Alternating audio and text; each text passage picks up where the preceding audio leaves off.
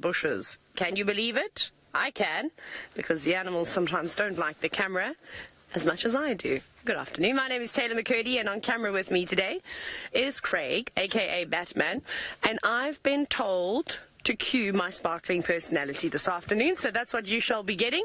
For those of you who have never watched Safari Live before, welcome, and also sorry. No, I'm just teasing, because, well, when there are no animals around, we can get a little bit silly at times, so bring on your personalities, your senses of humour, your sassiness. We want it all. And if you'd like to share some of that humour, sassiness, or whatever else it may be, you can hashtag Safari. But things, hopefully we'll be able to find another herd of elephants. They came out onto the road so perfectly, and as Rebecca, who's directing today, went 2 minutes before show starts, 2 minutes, they went, oh, okay, cool, cue, and then off they went and disappeared. But maybe we'll bump into them a little bit later. Let's hope they turn south so we can meet them at about maybe 5 o'clock, 5:15, perhaps, for an afternoon swim. Who knows? So that's the plan. Tristan's also out on drive. He's going to Chitra, and, well, I'm going to send you across to Brent so he can tell you what he'll be doing for the afternoon. Welcome to a swelteringly sweaty sunset safari here on Njuma Private Game Reserve. My name is Brent Leo Smith. I have Dangerous Dave, the dimpled dish, on camera with me today. And Dave was also on bushwalk with me this morning, and we are heading back into that area. We're going to have another squiz for Tandy. We're going to see if we can maybe spot the Avocas while it's got hot. Those male lions might have headed down towards the Buffalo's Hook Dam for a drink. Now remember, this is 100% live and interactive, and if you want to get hold of us, hashtag Safari Live on Twitter, and or just pop your question on whichever feed you might be watching. So I'm zooting along the northern boundary. Nice big road, so I can go a little bit quicker to get me as fast as possible into the area I want to work this afternoon. Oh, and it is, as I said, it's quite muggy, humid and hot. Didn't quite reach the 36 degrees that was predicted. Oh. Don't fly, don't fly, don't fly. Got them, Davy? Straight through the gap. Wait, there we go. There's some. Oh, darn it! White crowned helmet shrikes, white crowned helmet shrikes. The seven sisters, normally in little flocks of sevens. Fascinating little insectivores that we do see quite often, but they weren't hanging around today.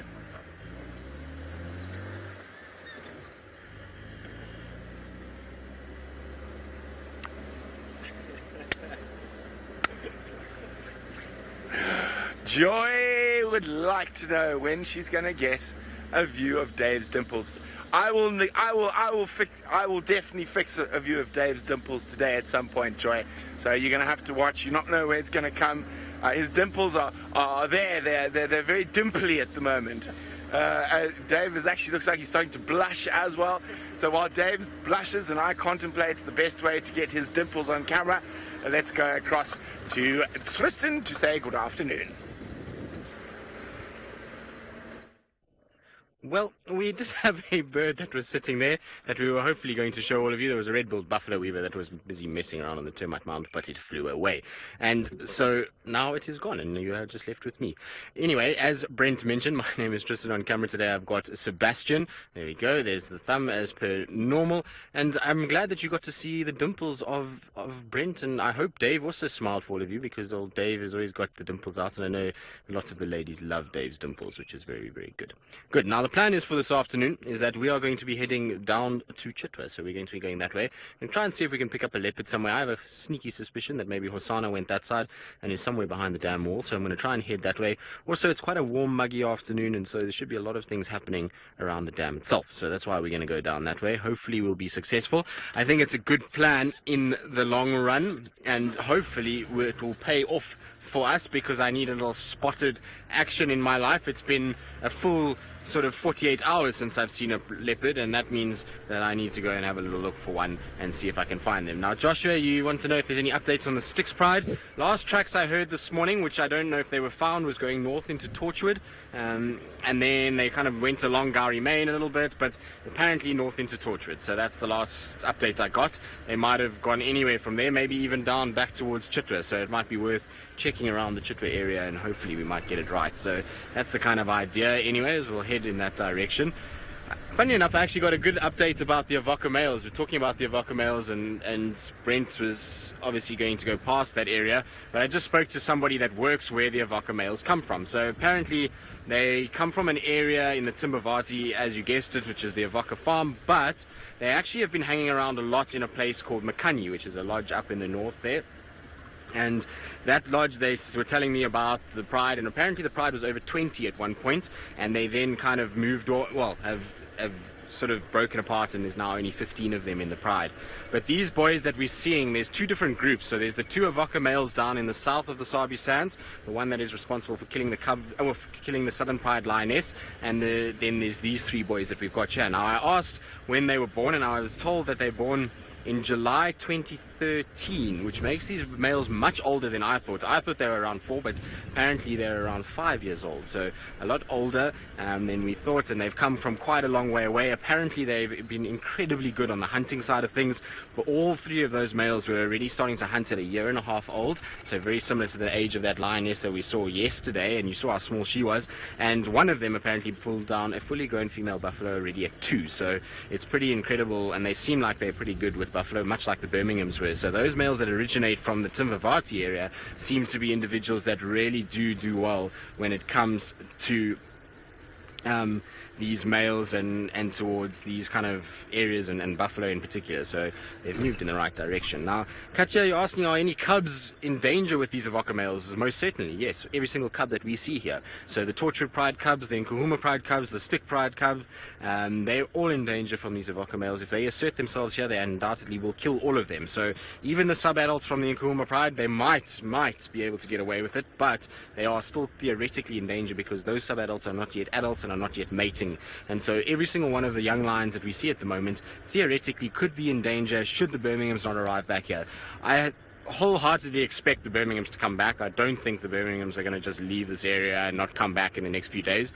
I'm pretty sure they're going to come here, and if they come here and they smell this and hear what's going on, they are not going to be in a good mood at all, and I'm pretty sure those Avoca boys are going to get chased quite quickly. So it's going to be interesting just to see how it all plays out, but it's a very similar situation that I've seen in this northern Sabi Sands play out a few times now, from the Mapogos to Majingalans, Majingalans to Matimbas, Matimbas to the Birminghams. So, you know, it's the kind of same situation. They all come from this northern area, and then they kind of push through, and they end up going further south into the Sabi Sands, get to the Sand River in those areas, and they start to then dominate around there. So it's interesting how it's kind of unfolding and how it's playing out at the moment, and I would imagine that we're going to see a very interesting story kind of play out. The thing is, though, the Birminghams, of course, could just come in here tomorrow and just absolutely chase them, and that would be the last we ever see of the Avocas, but I somehow don't think so. I have this feeling the Birminghams are going to have a struggle with these guys. There's buffalo here, there's females here, and so those three boys are going to want to try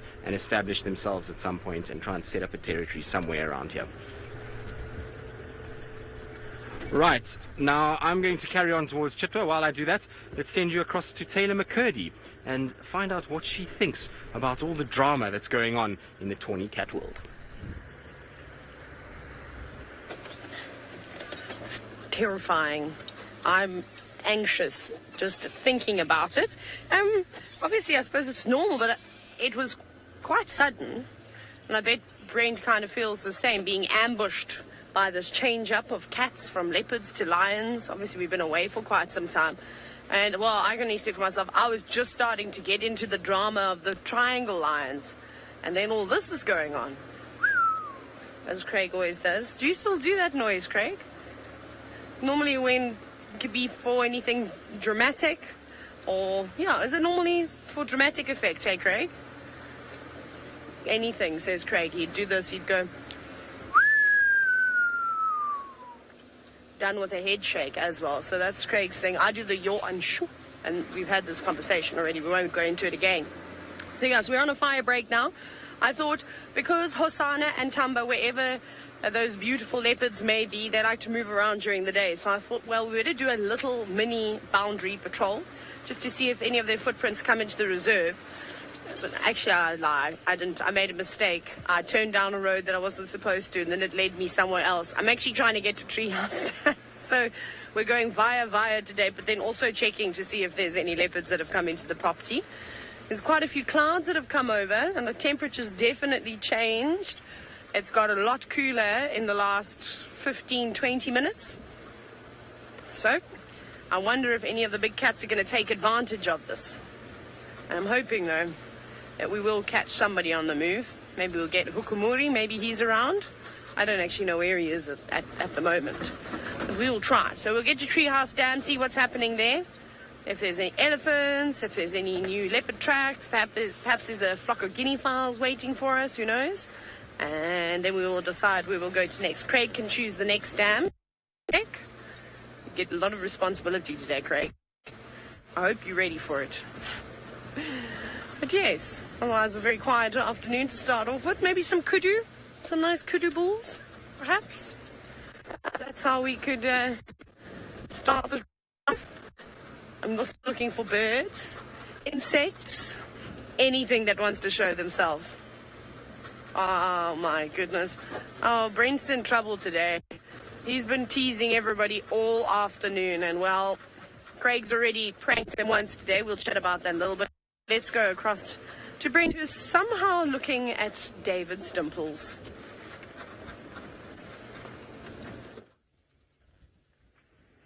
Oh, no, not just yet. Not just yet will we be looking at David's dimples. We're looking at one of the Avoca boys lying just across our boundary in Buffelshoek. Now, Tristan and I have been trying to get as much information as possible as we can on these guys. So, according to the information we've got, they're about just under 5 years old. I don't think so. I mean, I'm looking at them. Maybe, but sure. They are 5 years old. They're 5-year-old punks. I mean, they don't. You'd expect a bit more of a mane at 5. Although we only have really seen them lying down.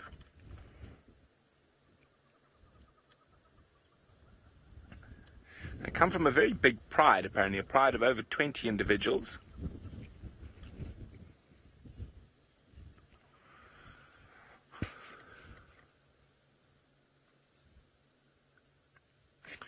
Benoli's wondering, why are the Birmingham boys not spending more time here?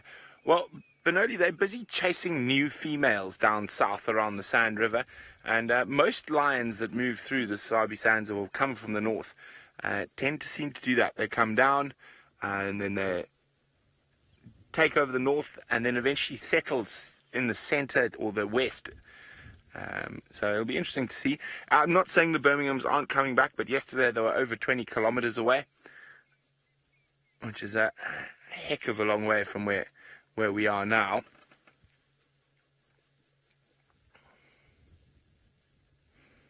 So they haven't moved much at all. I mean, I think Dave and I were almost standing in this exact position when we were on bushwalk this morning looking at them.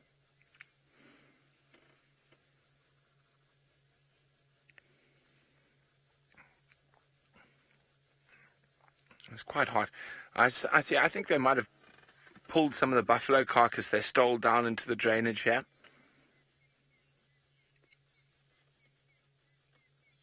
Paulie's wondering what happened to his mane. Paulie, it just hasn't grown yet. He's young. That's all. He just hasn't grown a big mane yet. We did see one of the other males walk past a little bit earlier. I'm just going to go forward a little bit, see if we can get a view of him. So, just walked past the front of the other one as we arrived and went somewhere behind that little termite mound. Let's see if we can get a view from over here.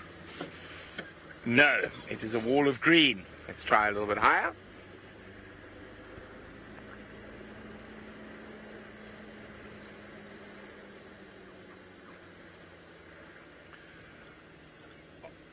There we go, there we go. There are the other two. Say when, Dave? I think back was a bit better.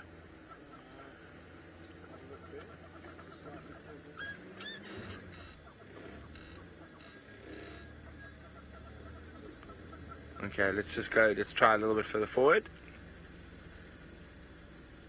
Let's... There. So there's the other two. I can just see them through the thicket. Hello, boy.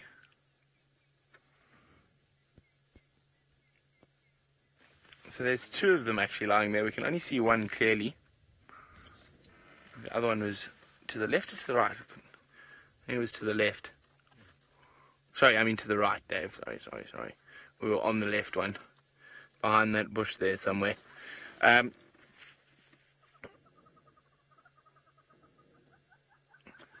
we go. So, someone was asking if they've been roaring. Yes, they have. And scent marking, not that we've seen, but from the people, from the people who've been seeing them regularly in Buffelshoek, yes, to both of those. They have been roaring and scent marking. So, I don't know, they don't look nearly 5 to me. There's the other one, see there to the right. Every time the wind blows, we get a slight view. I was hoping they might have moved down to come have a drink inside Djuma. But alas, not yet. Oh, I can smell them. Even at that distance. Or it's probably the buffalo carcass I'm smelling.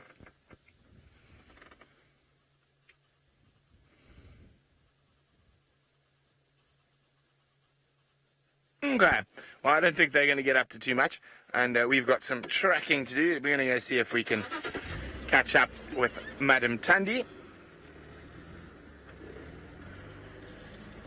and hopefully, maybe later on, those lions will come down towards Buffelshoek Dam.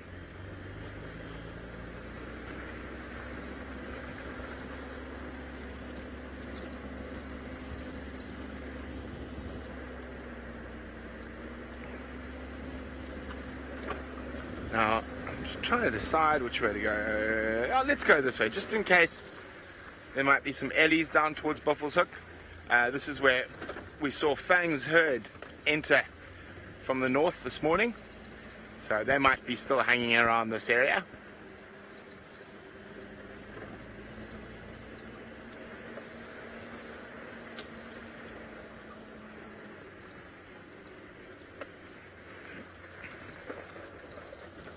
Romit is wondering, at what age do lion coalitions normally try to claim territory? It is normally at around 5 years old, Romit.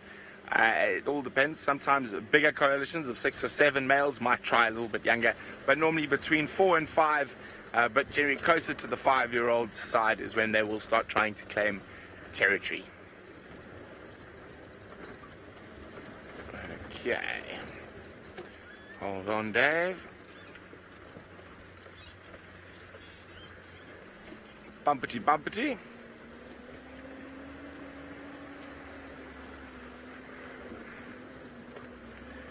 Now, there's some storms building to the south and to the west.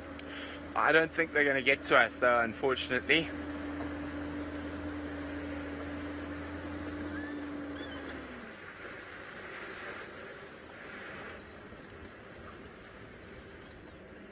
Now, I wonder...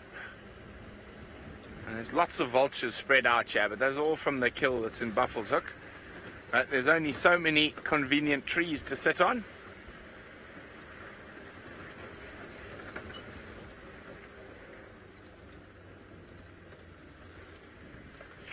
Well, I don't think it's going to rain. I'm not sure what Taylor thinks, so let's go find out. I do not think I'm going to have to put a plastic bag over my head today, Brent. I agree with you. Look, we found an animal. Hallelujah. Hi, kudu. Please don't run away. Please don't. There's 2 kudu, in fact. 3 kudu. There's a few of them. There's a herd of kudu. Let's just go with that. And they were intently looking on the other side of the road. Not alarming, not doing that deep bark, but they seem to be worried about something. And I can also hear some birds alarming. I wonder if we shouldn't drive in there. My brain is now working. The hamster is running on the wheel very quickly. These kudu definitely seem to be looking at something, especially this last kudu. I'm trying to see if there's any more. No. And they're not hanging around now. You should walk into frame. She's coming slowly. But they're definitely moving away from this area. So I wonder what those birds are shouting at. I can hear drongos. I can hear testiculars. Craig, let's go for a drive. You can all just come with me. I'm not going to walk in. Let me just reverse a little bit because I also don't feel like turning around. Are we ready, Craig? Let's go. Meow. It could also be for a snake. That's the other thing. Could be a bird of prey. It's always a hard one when birds alarm because they have so many predators. A little caracal would be nice. Maybe a serval. What's going on in here? Oh, I've got to get myself upright. Did you hear that stick scrape against the car? I almost died. I didn't know what I thought it was. Okay, here the birds are alarming. Where are they? And they're bouncing on the buffalo thorn on the other side. Very unhappy about something. Maybe there's a snake.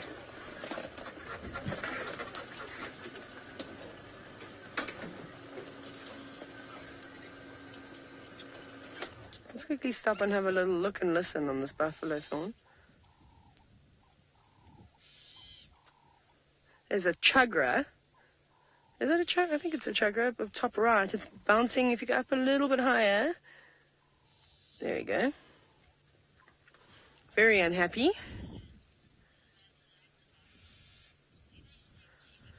Where are you shouting? Have you got the snake? There is a snake. Well spotted, Craig. There is a snakey. Look at that. Go, Craig, go. That's so cool. Look at that. It looks like a Boomslang if I'm just looking very quickly. What do you think, Craig? Looks like one. It doesn't look like it's actually even an... is it an adult just yet? You see, the reason why I'm saying I don't think it's an adult is, remember I showed you a picture? No. It's got quite a dark black stripe on it. No, that is... Come on, move your head away from the... The leaf is blocking it. They've got fairly large eyes. Big green eyes. And I know the juveniles are more grey in colour and they tend to have a bit of orange on the throat. Yep, there we go. Juvenile Boomslang, everybody. Very cool. I'm glad we drove in here to try and figure out what on earth was going on. That's very cool. Remember, I showed you an epic picture just the other day. Now, have a little listen to the birds as they start to shout.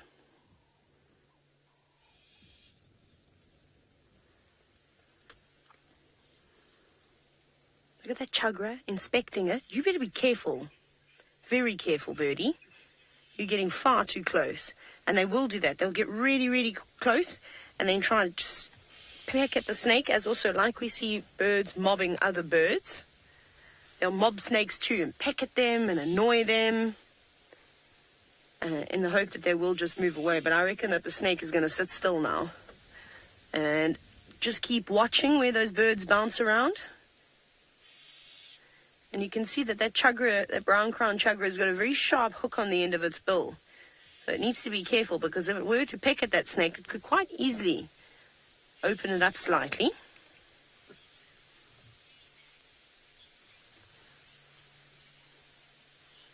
Very cool. Very, very, very cool to see that. Exceptionally amazing. We've been lucky. This is the second Boomslang I've seen. First one being a big adult. And now this one, and this one being a juvenile. I will try and reposition at some point as well. See, Nick, you're wondering which birds typically hunt snakes? Well, I've seen, well, now I'm just trying to think who have I actually seen eating a bird. Well, boomslangs is one of them. I've also seen puff adders eating guinea fowls and things like that. I've seen rock pythons eating birds, African rock pythons. Craig, any ones in particular you've seen? Maybe a mamba, a green mamba that spends quite a bit of time in the tree, typically going after chicks. Even a black mamba would eat the youngsters. And Craig, you love snakes. Craig's actually, one of his favorite things, in fact, is snakes. I'm trying to think who else really feeds on...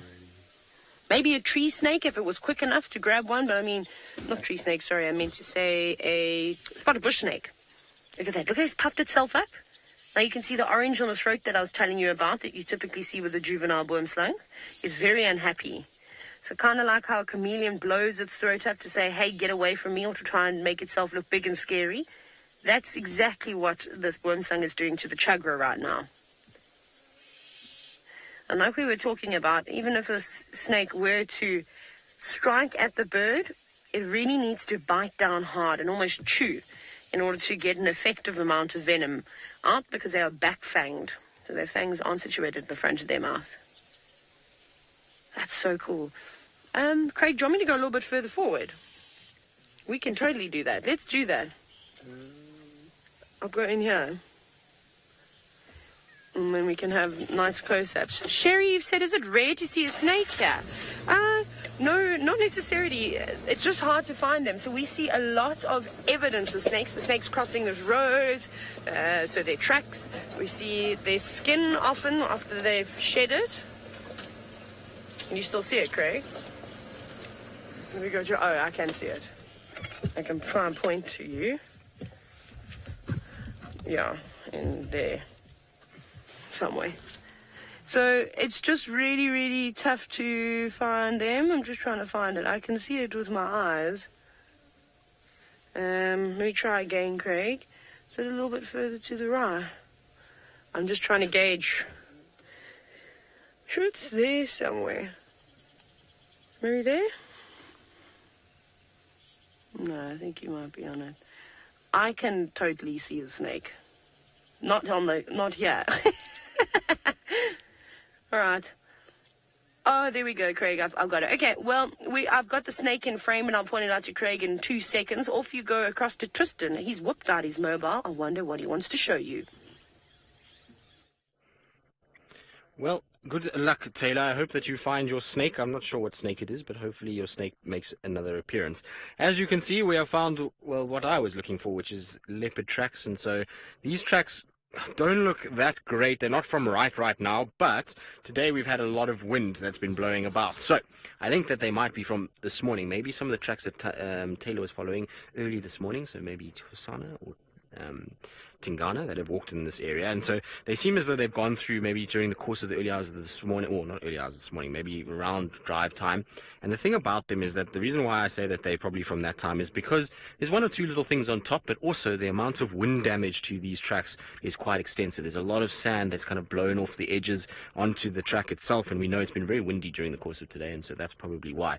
But I want to follow these tracks anyway, because these could lead me towards Treehouse Dam and then or Shabamu Pans. And I know that Hosana used to love those areas, and so it could very well be him taking a little sort of walk towards that section. So I want to just try and kind of keep up. Now, at first I thought it might be the lioness tracks from yesterday, that young lioness that was moving around, but they're very small. These are typical of a male leopard. They're not anywhere near the same size as that lioness. Even though she's so young, she still has bigger feet than what even our big male leopards have got. So we'll keep following these. I'm pretty sure that he, sorry, I don't know why I said she, might cut up here. This marula tree that I've got on my right-hand side is a marula tree where I've seen Hosana's scent mark on, and from here he cuts straight north to Treehouse Dam. So I'm just going to check around here, and while I do that, let's send you back across to Taylor, who's managed to find her snake again, and hopefully it will continue. We did find it. It was there the entire time, just dangling from the branch. And of course, against the white sky, it was quite difficult to see, because it kind of just looks like a twig. Now, the birds have moved off. I'm sure that the snake is very excited by that. It's cool how it's got the little dots on it too. I think it may have eaten something. What do you think, Trey? It looks quite fat. Sort of there. You see? That part of its body is expanded a lot more. I think that it might have eaten something. Maybe not anything too big. I'm trying to find my binoculars so I can have a look as well. I think I can maybe see better with my binoculars. And give it a bash. Oh, I've got to find focus now. I think it has. Maybe it's eaten something like maybe a lizard. especially a young boomslang like this. It's going to be taking anything that it can find.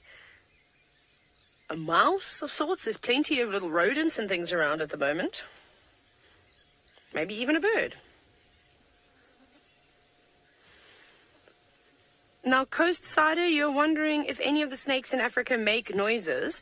Well, the one that comes to mind is the puff adder. When a puff adder gets exceptionally angry, it makes a interesting puffing noise. Craig, can you make the puffing noise of a puff adder? Come on, try. Yes, you can. Don't be shy. No one will judge you. I'll leave it up to you. Too much. I can't make the sound of a puff adder. Perhaps we can ask Brent and Tristan at some point, but I'm sure Brent will be up for that. But yes, they do make a sound. It's like a puffing, hissing type of noise.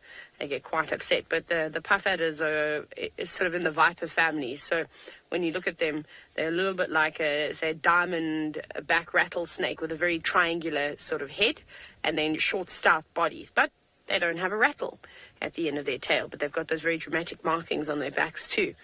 I'm so happy that we got a snake. This is so interesting. I didn't think we were going to come out and see one today. I mean, like I said, the birds alarm for so many different things out here. We were really lucky. Now, Snakey, I would move if I were you. I'd rather go and sit lower down on the trunks of the tree than stay up top there. But it's small. It's maybe only just bigger than the length of a ruler. It's not quite big just yet. It can get a bit bigger than that. Craig, what's the biggest boomslang you've ever seen? I don't know. Maybe just over, like around a meter or so. Around about a meter, says Craig. We pulled a big one out once when I was guiding down in the Eastern Cape of South Africa at a lodge called River Lodge. And we had thatched roofs. So you can imagine, birds absolutely love to nest in there. And wormslangs, being specialists at climbing trees or just climbing things in general, they would go up into the thatched roofs and they'd eat the chicks. I mean, it's obviously quite easy for a lot of different snakes to raid birds' nests rather than actually physically catching a bird that's, say, perched on a tree. So they tend to do that quite a lot. Anyways, we constantly have to remove these snakes from the roof and from the thatch. And there was one that must have been just over 1.5 meters, maybe about 1.4 meters. It was exceptionally large. I thought it was quite a big boomslang. But I have heard stories of boomslangs reaching just shy of 2 meters. But I have not seen one that big just yet. Very cool, though.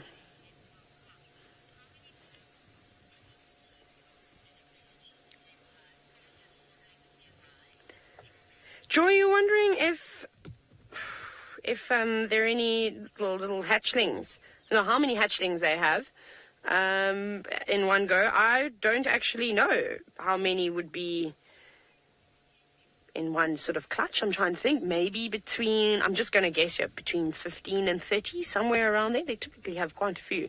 And you're wondering, could there be more nearby? I don't think so. This one actually looks older than the snake that's just newly hatched. I've seen newly hatched boomslangs before.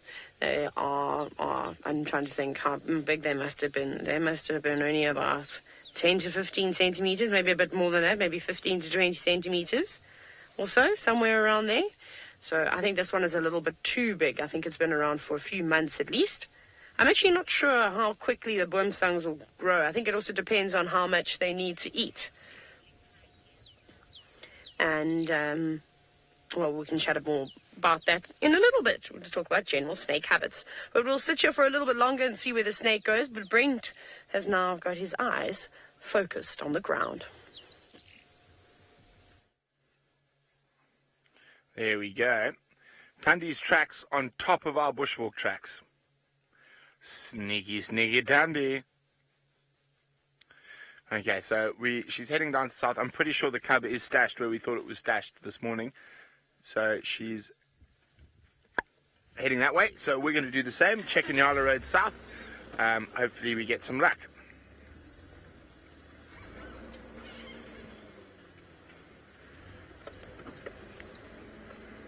So I'm just keeping my eye on the track, seeing where they leave. Or Dave's going to help me because they're on his side of the road. Or that's quite dangerous though, letting Dave look for tracks. Hey Davey, we'll just we will just leave Dave to operate camera and have dimples. Okay. So it looks like she's gone straight into the block here towards the Nyala Road South. So that's what we're going to do. Okay, so we're going to loop back around and then cut down here, and hopefully her tracks come out on the road, Nyala Road South. If they don't, I'll come back to last tracks and have a stroll into the bush, see if we have any luck that way.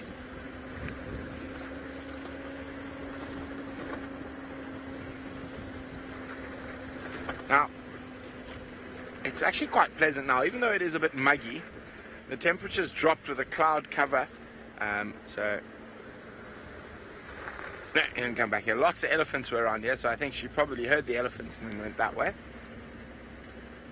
So even though it is quite muggy, it's quite pleasant. She's come back onto the road, still heading this way. Okay, Tandy, sneaky again.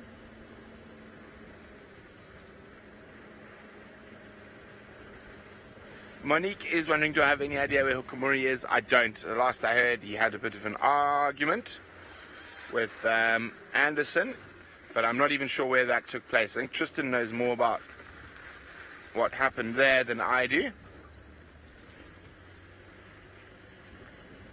Okay, oppa. Okay. Now, we came from Buffelshoek down. There were just lots of elephant tracks there. No sign of Tandy's tracks. So she might have disappeared still towards Nyala Road South. And speaking of elephants, let's go across to Tristan, who's got some. I do. I have a very small little herd. It's just a female and her young ones that are here. Maybe the rest of the herd is already gone past, but they're having a really nice little mud wallow. Particularly this baby has kind of been left behind and is playing in the mud and really enjoying itself. But I think Mom's cut that short by going northwards up and away from the pan. So we'll have to try and follow them along. Our leopard tracks look like they turn southwards towards Little Gowrie, so I don't think this leopard is going to be around, but we'll just double check at Trias Dam after these ellies. We'll try and follow the ellies for a little bit first. Hopefully they won't walk too fast, but from what I saw, it was just tracks for the three of them, so I didn't see tracks for more elephants before these three arrived at the pan. I think it's just a small little grouping together. It seems to be the kind of way things have gone over the last few months, as we've had a lot of these small groups. I'm still desperately trying to find Fang's herd. Brent said he saw them this morning again on foot, and he had them at Buffelshoek Dam the other day, but I've had no luck with them. It seems as though they're hanging up on that northern side, so we'll have to keep trying to look for them. But in the meantime, we're going to have these smaller little groupings that are around, and isn't that cool? Having the three bums walking down the road. It's a proper roadblock, and this is African traffic. This is how we do our traffic in the afternoons. Some people are sitting in afternoon traffic as we speak, probably in places like Cape Town and Johannesburg, and we have little elephants, well, I suppose not little, big elephant with two little ones walking down the road, and that's the traffic that we have. Isn't that cool? It's not very often you get them kind of walking down the road for a long period of time. Often they just cross the road and then they go off into the grassland and into the thickets, and you'll find a situation where the big bulls are the ones that often use the roads, but sometimes you'll get a herd doing this. Very cool when they do. I always enjoy watching them as they go. Now, I'm sure a lot of you are wondering about what happened with the elephants from this morning, whether or not us leaving woke them up. Well, unfortunately, it woke one up, and then the rest were all sleeping, and we were about to make a getaway, and then I accidentally drove over a branch, and I woke the other two little ones up. We left, and the one female was still down, and one of the other ones was getting up, but the first little one that went to sleep got up, but I did awake them. I'm afraid I was naughty. I was a bad slumber party host in the end, unfortunately.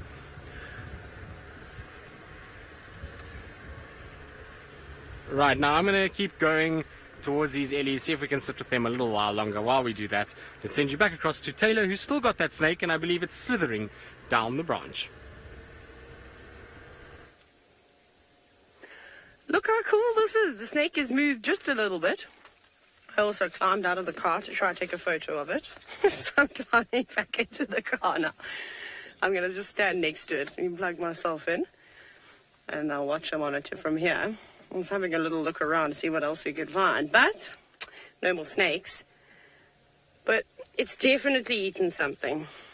So Craig was like, maybe it's just sitting up in the tops of the branches, trying to get some of the sun, trying to just digest its food. That's exactly what it could be doing. But there you can see that there's definitely something in its belly. And I reckon it's probably only maybe ate it an hour and a bit ago. I don't think too long ago. Very nice to see. These snakes have got such big eyes. Really, really, really, really big eyes too. Incredible eyesight. So when a chameleon sits very still, it hopes that a boomslang hasn't spotted it. This is so epic. But it is watching us. It's definitely been keeping an eye on us the entire time. Perhaps it's also nervous. I can't imagine why, though. I mean, I'm not going to go over there and catch it, that's for sure. I don't like to touch any venomous snakes. They can just stand and I'll just watch them from the distance. So cool. But it's really not very big. It kind of looks big on screen, but it isn't. The fact that it's got those colors just shows you that I don't even think it would be a year old. I think it's maybe only a month or bit something old. It's not very big. I'm just trying to think when they would first shed their skin. Maybe, I suppose it would also depend how rapidly it's growing, how much it's eating, maybe after the first week or two. Mina, now here's a question that, well, I suppose it's up for interpretation and everybody would have a different answer. You said which snake has the prettiest pattern, prettiest coloration. I like the juvenile boomslangs. I think I've in fact said this to you before, that I think that they're some of the prettiest snakes, especially when we saw it inflate its throat at that chagra. I was not happy with it, and you could see the orange, the grey, and then the bright green eyes, beautiful as well. Puff adders, you get some amazing colorations on puff adders, especially if you've got really sort of dark. Craig's just having a little coughing fit. You okay, Craig? Do you want some water? There we go. You okay? We don't need to call paramedics? Sure? He's fine. So it's kind of up to you. So in my opinion, you know what another one is? A Cape Cobra. My goodness. A Cape Cobra is beautiful. The golden yellows that they go. Perhaps you want to type Cape Cobra into your Google search engine or whichever search engine you use and have a look at them. Craig, what snake do you think's got the prettiest design on it? I don't know. There's some cool rat snakes as well. Rat snakes, says Craig. Have a look at some of those. What about a red-lipped herald? They're quite pretty too. Some of the scarp stalkers have got amazing patterns on their bodies. But let us know, what's your favourite snake? It doesn't even have to be a snake that occurs in Africa or South Africa. It could be perhaps from wherever in the world you are from. Let us know. Hashtag Safari Live. It'll be quite cool. Maybe I'll learn a thing or two. Maybe I'll even hear about a snake that I have no idea about. There are so many of them. But this is really cool. I think we're going to head off now, though. I think we're going to leave our snakey. I'm just going to unplug myself for like 2 seconds. Sorry, that's me jumping in. Climbing back in again. Bye, snakey. It was nice to know you. Be safe.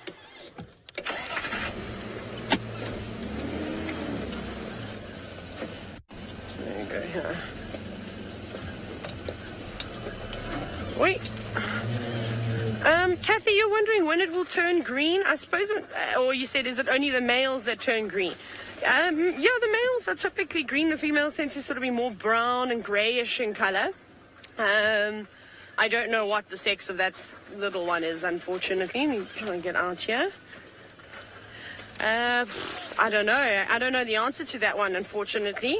Maybe a couple of years before it eventually gets a colour. I'll have to find out, but I'm not sure. I don't even have my snake book with me. Although I don't know when it would tell you when it would get its adult coloration. I think it depends on how many times it sheds and how much it's eating, how quickly it's growing. You know, what happens if you have a real cold spell? And typically the snakes will go and hide away like the other reptiles and don't do too much. They do as little as possible, having to get their energy from an external source. So sitting on a road, baking in a rock or on the sand. They do need warmer temperatures.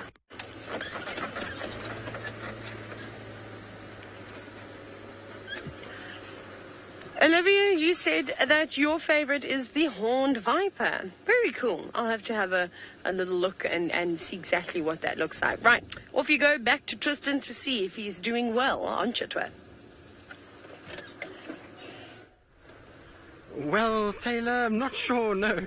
On Chitra, I'm very far away from Chitra at the moment. I'm sitting quite close towards a treehouse dam. Don't fly. No, you naughty, don't fly. I was hoping it wasn't going to fly. I had a nice greater blue-eared starling that was very nice against the background, but it's flown away. So I'll go back around towards the other side of the treehouse. And so the reason why I came past here is because our Ellies cut off into the bush at a rapid rate, and they didn't want anything to do with me after they so elegantly walked down the road, lifted their tail and defecated in my face, and then decided to walk off. So kind of took the sign from there that it was a lost cause, and then came back to in my face, Rebecca. As I came around the corner, all I saw was a giant big ball of dung falling from a tail area towards the front of the car, which was not very nice at all. It was a bit rude, I think.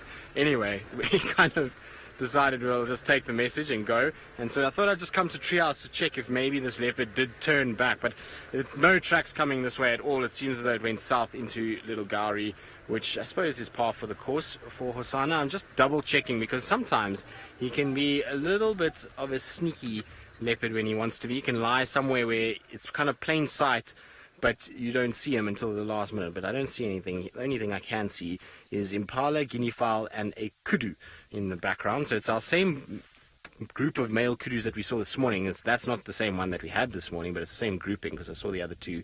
They're up in the top. They're going to slowly come down and join that one. And then the male impala and the guinea fowls all together. And that's a good indication that in all likelihood there really isn't a leopard very close, because guinea fowl have a very keen set of eyes, and normally if there's a spotted cat around, they pick it up quite quickly, unless of course they're being hunted by said spotted cat, in which case there might not be any sign of them, well, might not be aware that he is here at all. But I don't think so. I don't see anything, and there's no real tracks to indicate a leopard in this general vicinity. I feel like if we want to find Hosanna these days, I just need to find a buffalo, and then that will be perfect, because he just seems to be following buffalo around all the time. Now you'll find that these guys, though, are kind of probably had a drink, and now they're just moving off into the thicket. Up that drainage line is perfect habitat for kudu in particular. The impala not so much, but the impala can latch onto the kudu and use their eyes and ears as a little bit of a sort of, what would you call it, early warning system to be able to detect any predators. Now, Seb, have you got a terrapin there? Yes, a little terrapin that's busy bobbing around. It's amazing how many terrapins are actually at Treehouse Dam. I wonder if this were to dry, where all these terrapins would end up going. I feel like there'd be a lot of dead terrapins around, because this seems to house masses of these things. When you see the hippos around, they just come swimming from all directions to try and get onto the hippo's head. And I wonder if this is our hippo friend, the one that kind of went onto the hippo's top of its head and sat there for a while. That one was very cool. Do you remember? Were you with me, Seb? Yes, yeah. It was very, very cool. We had a good time that day. And I wonder where Scuba Steve is gone. Maybe he's at Buffelshoek Dam at the moment. But all otherwise very quiet. There's not really any alarm calls. Still very pretty at Treehouse Dam. It's always nice just to come and sit here and take it all in. Sometimes you just listen and try and hear if you can hear any alarm calls or anything like that. But it seems to be quite quiet at this stage. Paul, you're asking about wild dogs. I have no idea. And definitely no wild dogs in the area since I've been back at work, which is only the sum total of about 48 hours. But no idea. I think there might have been some while I was on leave. I'm not sure. Seb, any wild dogs while you in the last few weeks? Maybe once or twice, very rapidly, across Germany. Okay. So maybe once or twice, but not a lot really. And so no, not very many dogs. I was actually speaking to Grant, who's the wild dog guy for Kruger, and he was telling me that at the moment the dogs are actually quite difficult to monitor what's going on with them. They seem to be all over the place, splitting and dispersing, and he says he doesn't really know how everything's going at the moment, because it's kind of getting into that mating season. We see a lot of dispersal happening, and so a lot of the packs have changed completely and have moved into different areas and slightly kind of different structures. So once the mating starts and they start denning, then everything settles down and we can kind of get a proper sort of look at which dogs are where. But that's one of those beautiful kudu males that we saw this morning with a beautiful set of horns. Ravinda, those guinea fowls are the most fierce of the fierce. They're a lethal bunch of mobsters that run around and attack everybody and chase them, and you've got to be careful that they don't claw out your eyes and peck at your nostrils and your mouth. You've got to be very careful. No, I'm joking. They are seed eaters, so yes, they will chase smaller birds like francolins and buntings and little firefinches and those kind of things, but for the most part they're fairly placid individuals. They don't really chase too many things around. They're not designed to chase and kill or maim or anything like that, and so normally they kind of chase each other and in the process sometimes chase others, but they're not a hugely aggressive bird. They're not as bad as some of the others like the drongos, which are a bit more of a bully than others. Good. Well, I think we're going to carry on. I see that there is another vehicle approaching, which looks like maybe one of the Djuma guides, maybe Tax, who hasn't been out for a few days, so that will be nice. And so I think we're going to just carry on. I want to just check on the southern side of Treehouse and move along and see if maybe I can pick up anything else before I start heading down towards Chitra Dam area. But that's a beautiful specimen of a kudu. I was about to go, but now that he's come out into the open, maybe let's just spend a little longer admiring one of, for me, the most striking antelope that we've got here. I know that the Nyalas look really cool, but these guys, just their size and size of their horns, the stripes on the side of their body, and those big manes that they've got are really impressive. And if you look at the size of the horns in relation to the impala in the background, now I know the impala is a little further away, so you're going to get compression of the lens, but those horns are almost the same height as what the impala is standing up, which gives you an idea of just how big kudu are and how amazingly well built they are, and considering they're an antelope that needs to run away from predators. It's a pretty hefty animal, and it's why we don't see that many big male kudu kills. It's really only lions that can target those guys, and not always with great effect. So the kudu is a very clever animal. It also picks up the slightest disturbance with those massive ears and big eyes and big nostrils, and so they're not an easy quarry for any of our predators in this area. Very nice though, isn't it peaceful? I think so. Feels like a nice way just to spend the afternoon, just kind of sitting and enjoying the antelope close to the water hole. So Romit, you're asking about kudu herds and how large they can be. They're generally very small. They never get massive. They're not like some of the other animals, especially the animals that we see in the Mara, so things like topi and impalas, gazelle, wildebeest, zebra. They form really large groupings. These guys, because they spend a lot of time in dense thickets, groupings of kudu are generally on the smaller side. The most kudu that I've seen together, I'm just trying to actually think what the most kudu I've seen together would be, but it would probably be, I would say, must be close to 20. I seem to remember counting 21 once before, which is quite a large grouping, but I know some people have seen over 30 together, but generally here in the Sabi Sands, if you get more than 10, 11, it's a lot. You normally find just small groupings of 8, 9, 10 that are together, and they then kind of move off, so never really big groups at all, and it's just for a safety point of view, moving around through the thickets, the more there are of you, the more noise you're going to make and the more attention you're attracting to yourself. If you're small groups, particularly in thick areas, you can ghost through there without anyone really knowing that you're there. Good, Seb, let's carry on. Let's leave our kudu to itself. Let's leave it to enjoy its afternoon feast and a bit of a drink down at the local, and see if we can find whatever would like to eat that kudu. That would be quite nice. It's amazing this year. It's just kind of sitting here at Treehouse Dam, and I was thinking about it. I remember last year at this time that we had all of those chrysalis for the Akria butterflies, and this year absolutely none. I haven't seen any. We've seen very few butterflies on drives in the last year. It's been a bit diabolical when it's come to butterflies, and funny enough, actually, when I was in Botswana now recently, we had the most epic butterflies on the roads. When you drive on the roads and there's a bit of elephant dung, and also around the salt pans, they get to where the water is and they kind of congregate there, and it was just amazing to have all kinds of different species. We had dusky coppers, we had brown-veined whites, African vagrants, monarchs, we had a lot of the little spotted blues, we had all kinds of things. I'm just trying to think of others. I'll remember smoky orange tip, scarlet tip, quite a few different butterfly species, so it was really, really nice from that point of view. And I absolutely love butterflies, particularly if you can find them like that on elephant dung or something, because what you do is you can go quite close to the elephant dung and then you lie down and you just sit there, and especially if we're on bushwalk, then they all come to the elephant dung and you get this most amazing eye level view of all these butterflies coming and going. It is actually very, very special. I thoroughly enjoy watching butterflies going up and down and feeding off those things. So it would be nice if we had had better butterflies this year, but I feel like it's going to be a bit late for us to get too many butterflies now and to be able to actually see too many. Maybe if we get a bit of rain, we might see some butterflies coming out, but I just don't know. It feels kind of a bit late in the season to get any mass sort of explosion of butterflies in our area, which is a shame. I know some of you are big into the butterflies, and Brent as well. Brent absolutely loves butterflies, and it's always a competition with Brent and I when it comes to anything, as I'm sure you all know.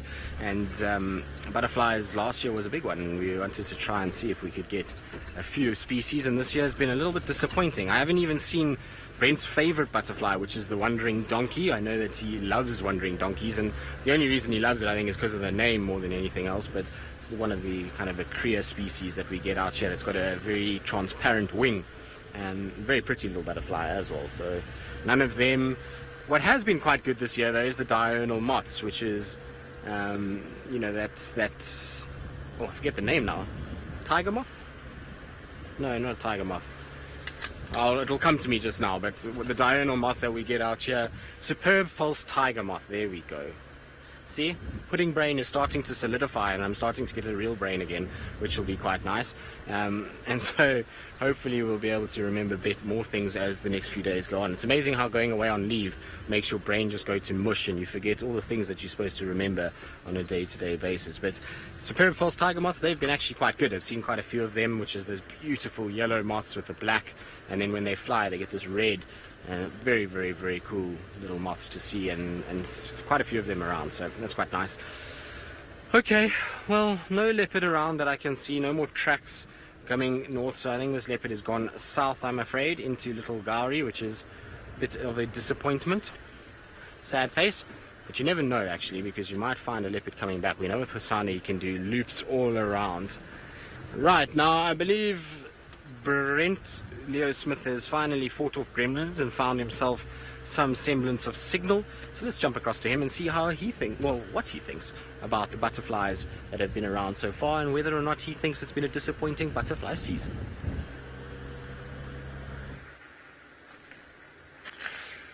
It has been quite disappointing. Tristan is spot on. Late rains and not much of them either. But I did have some good butterflies up on top of the mountains in Mariepskop and in the forests there.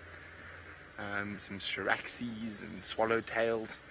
But on average, it's been quite disappointing. And we had, even in the Mara, the butterflies were there, but we didn't really have time to look for too many butterflies while we were in the Mara. Had big distances to cover most days.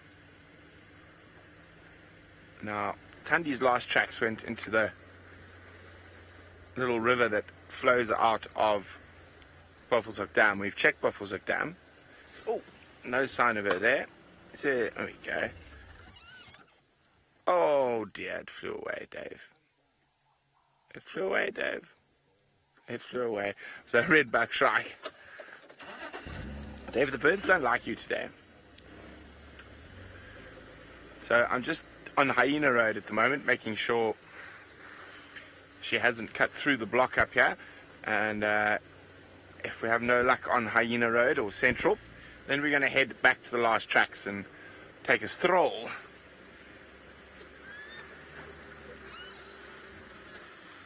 But it is still quite muggy.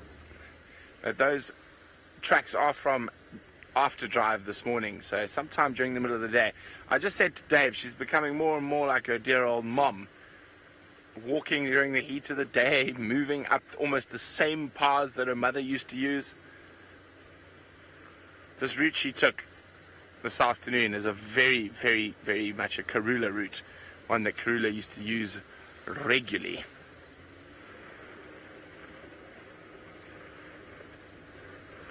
Okay, I'm hoping there's a little bit of water left in these pans here, because that might have drawn her this way. Let's have a quick look. As if she pops out at these pans, she is definitely becoming her mother.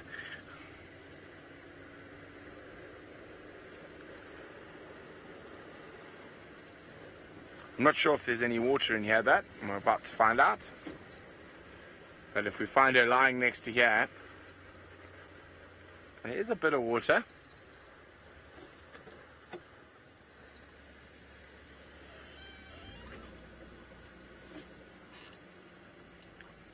But no sign of a Tandy.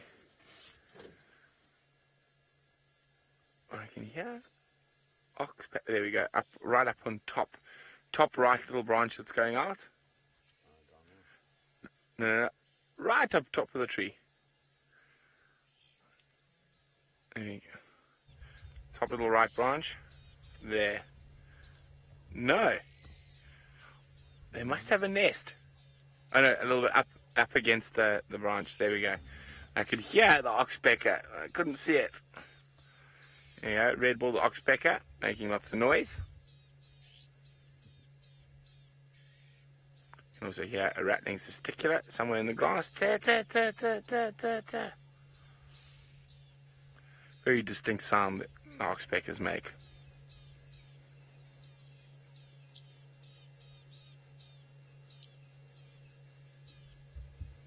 I'm just listening for any sign of the leopard here, but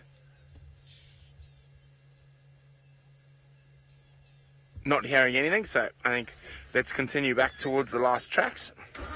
But if we had found her lying next to this pan, it would have been proper deja vu, because I found Karela on that route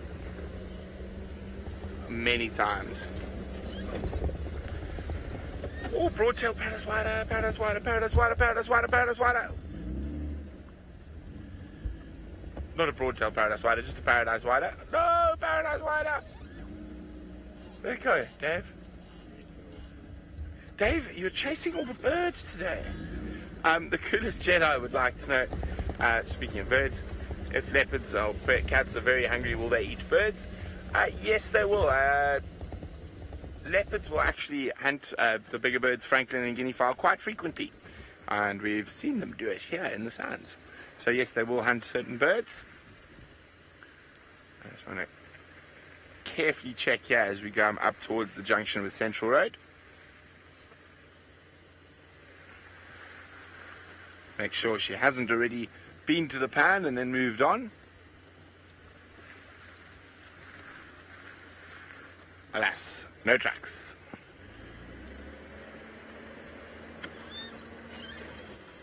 There's another little mud wallow here, but I think this one's dry. Yeah, that one's dry.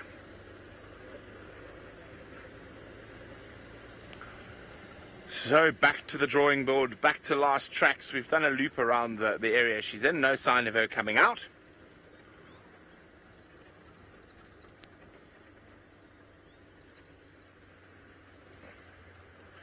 Okay, well, I try to figure out, well, how to find Tandy, because she has been giving me a hard time over the last couple of days. Let's go across to Taylor, who's still just bumbling about.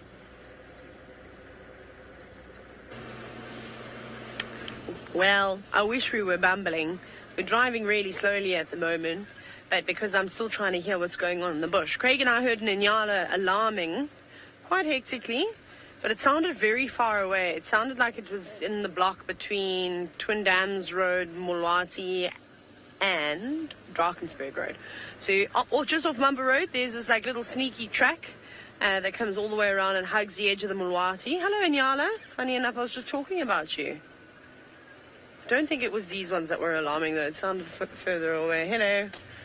And you all look very relaxed. Just poking their heads up, having a little look. Nice family. Quite a few of them. 1, 2, 3, 4. Well, it looks like 2 adults. And maybe, 3 adults, 3 sub-adults. And a beautiful big bull. A lovely sized herd, in fact. A beautiful size herd. Just tucking themselves away, moving further into this sort of thicket. This is a lovely area. There's so many different types of trees here. So it's perfect for the Nyala. bless you, to ever sneeze just now. One of them had a bit of a cough or sneeze or something like that. It was moving around. I don't think it was this lot that were barking, because there's so many of them here. I would imagine if one would start alarming, the rest of them would start chiming in too, especially if it was something like a leopard or a lion.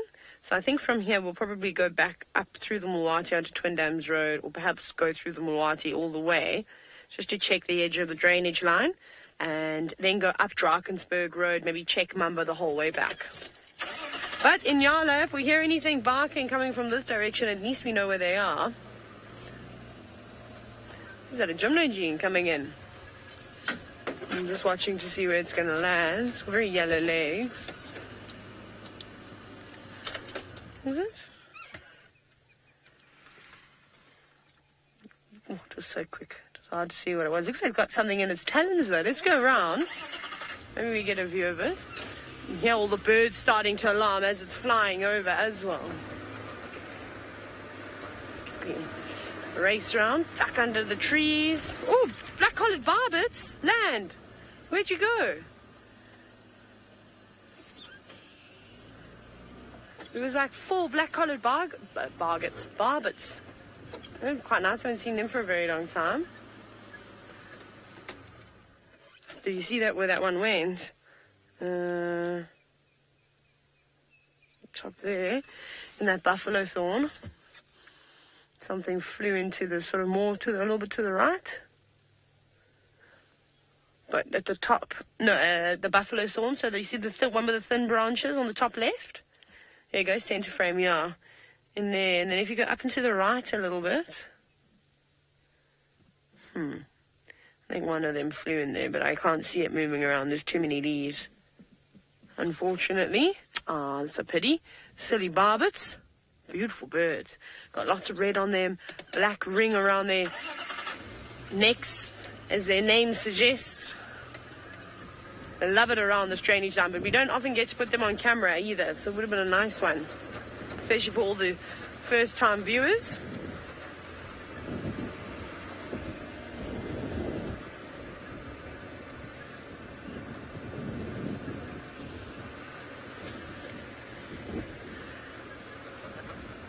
G'day, mate.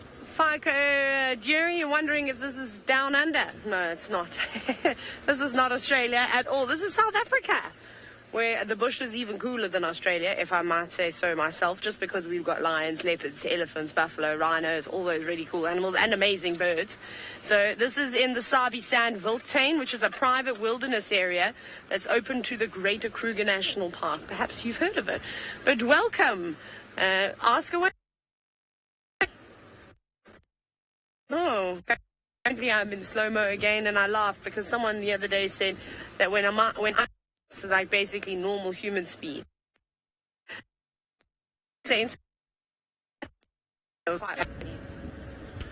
Well, it seems as though gremlins abound for Taylor and Brent at some point during the day today. So is with us now. We're on Chitra at the moment, so we've just come down to see if there's any sign of Kuchava, Hosana, Tingana, Tamba, any of those leopards. They could, or any one of them could be around here. So we're just having a little look around.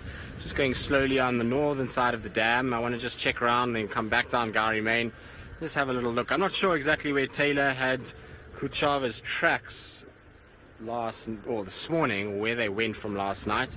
So just kind of bumbling about for a little bit just to see, and then I'll go back to the dam. Well, I'll go down to the dam a little later when it gets a bit sort of cooler.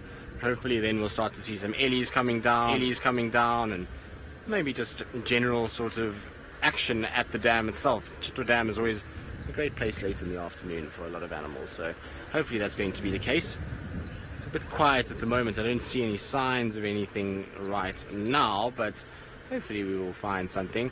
Lots and lots of tracks from last night, though, that I saw at Gowrie Main, Chitra Old Driveway, which is where Tingana came out for Brent, and close to where Seb and Taylor had Kuchava last night, chased by the sticks. So just having a little scratch and just seeing what's happening. Apparently the little Solala lioness that's on her own came past Chitra early this morning and was heading in a easterly direction, so they're not sure where she went. In fact, I think that's her tracks right there, isn't it?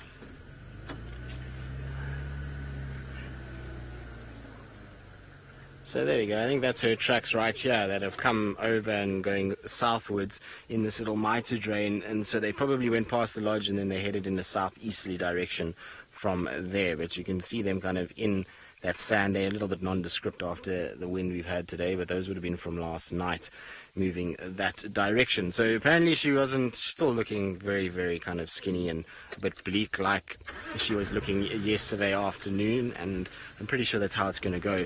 Interestingly enough, though, if it is the Salala lioness, it's been months that this little one has been on her own, and that surprises me massively that she's managed to survive so far, being on her by herself like that. It's a testament just how strong the will to survive is of a number of these animals and how strong these animals actually can be.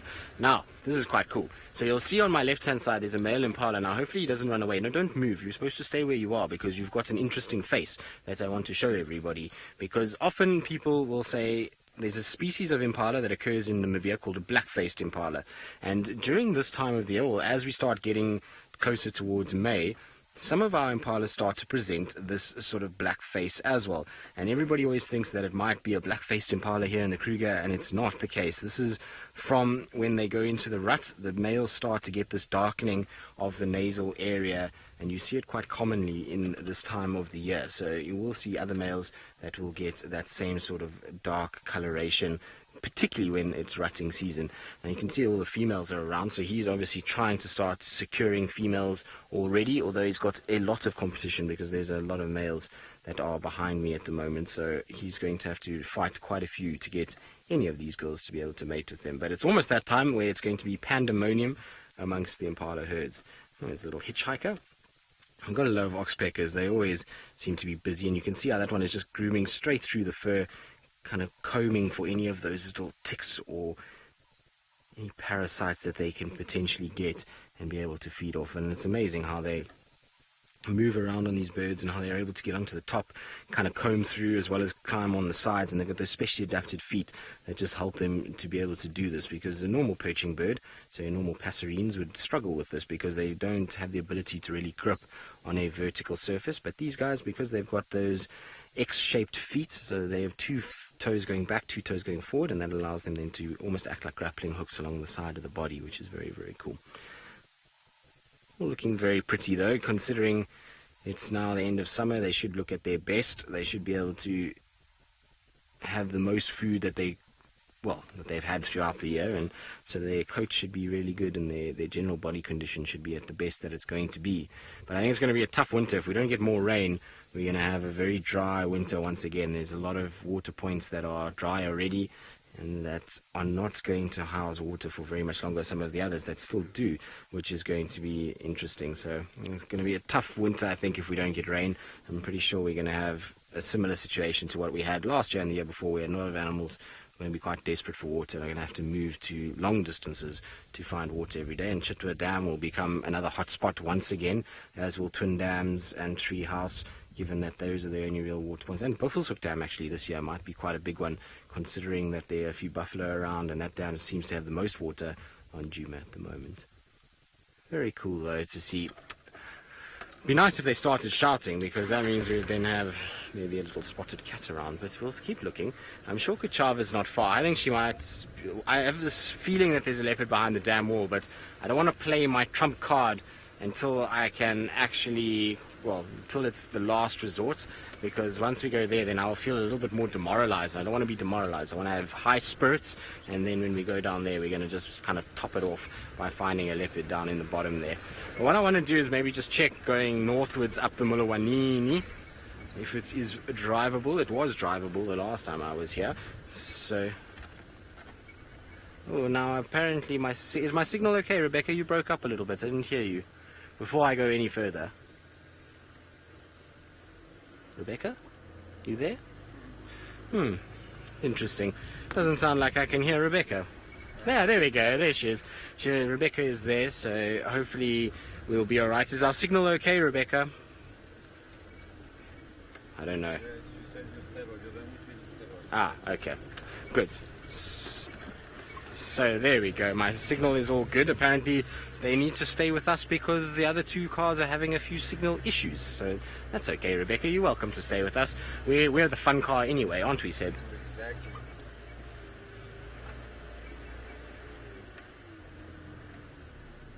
So, Nina, the reason leopards hang around drainage lines, just like this beautiful drainage line that we are in at the moment, is because they like the vegetation that is around here. So there's two factors here. There's one, is there's a lot of generally water close by, and leopards like to have water close by because they know that that attracts not only food, but it also allows them to hydrate.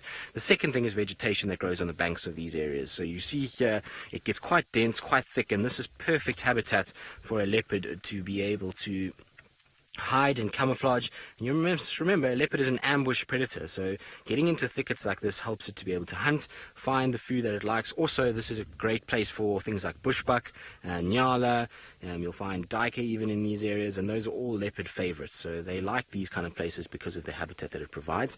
And then also it performs a great place to have young ones. So for female leopards, perfect place to have a young one. You can see places like this where you've got rocky outcrops where they can hide their cubs. This is a great place for them. Now, these are the rocks that I still want to see a leopard on. It still hasn't happened. I've had many leopards walk past these rocks, but not one lying on them just yet. It will happen. I will get it eventually, and I'm putting my money that it's going to be Hosanna.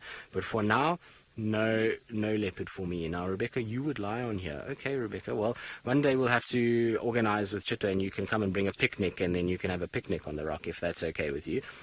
I don't know. Maybe.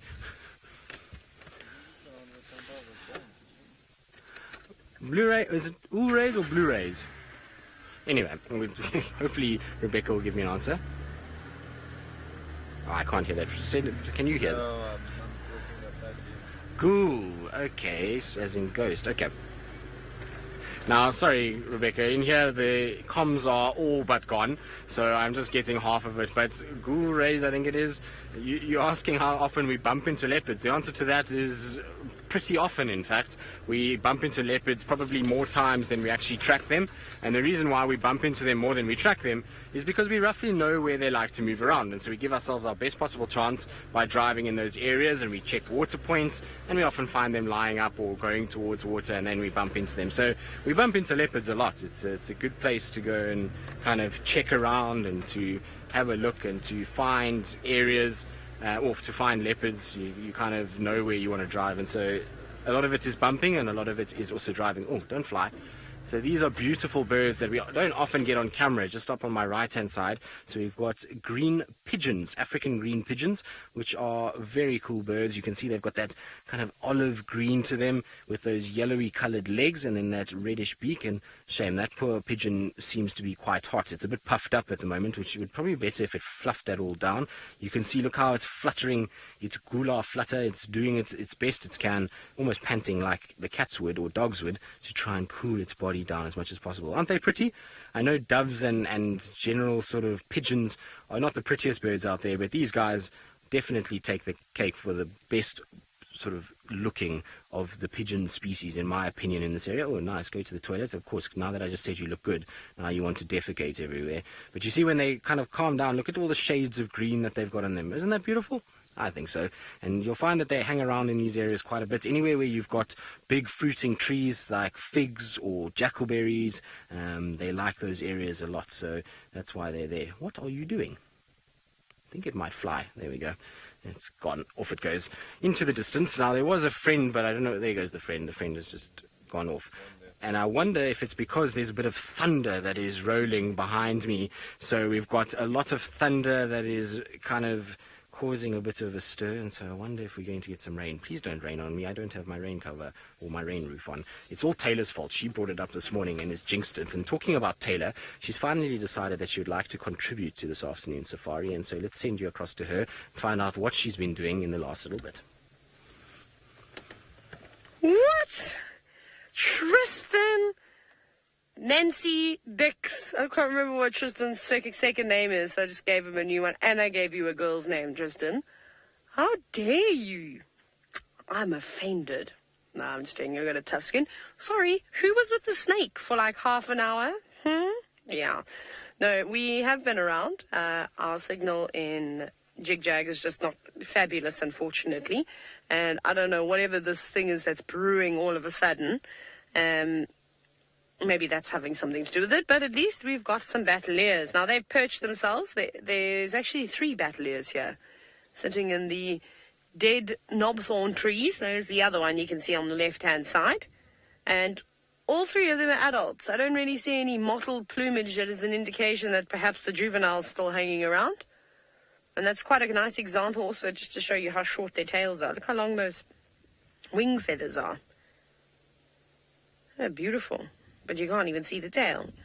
Kind of makes them look a little bit awkward, but they are. They're perched, and I wonder if all the thunder that's rumbling far to the west of us, doesn't seem like it's coming over us. It seems to be quite far away. Perhaps that's the reason why a lot of these birds have decided to perch themselves. And it'd be quite nice. We'll try and look out for some more eagles that are doing a similar thing. But it's nice now. It's not too hot, it's not too cold, it's not too windy, or we might just be in a very sheltered spot, though. That could also be the case. Paul, you've said fingers crossed for torrential rains. I also hope so, but I can tell you right now, everyone sitting in final control's got their fingers crossed that it only happens at 6:45 this evening, once the show has finished. As you know, it becomes quite a nightmare when it just pours down or lightning comes about, as it sometimes becomes a little bit dangerous to broadcast.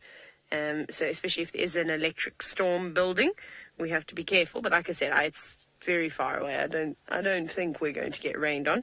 But yes, I would also like torrential rain. I think we need it. Actually, no, I don't want torrential rain, because then I'm worried that the ground doesn't absorb enough of the water. It causes more damage sometimes than anything else. But it would be nice if we could get heavy rain for a couple of hours.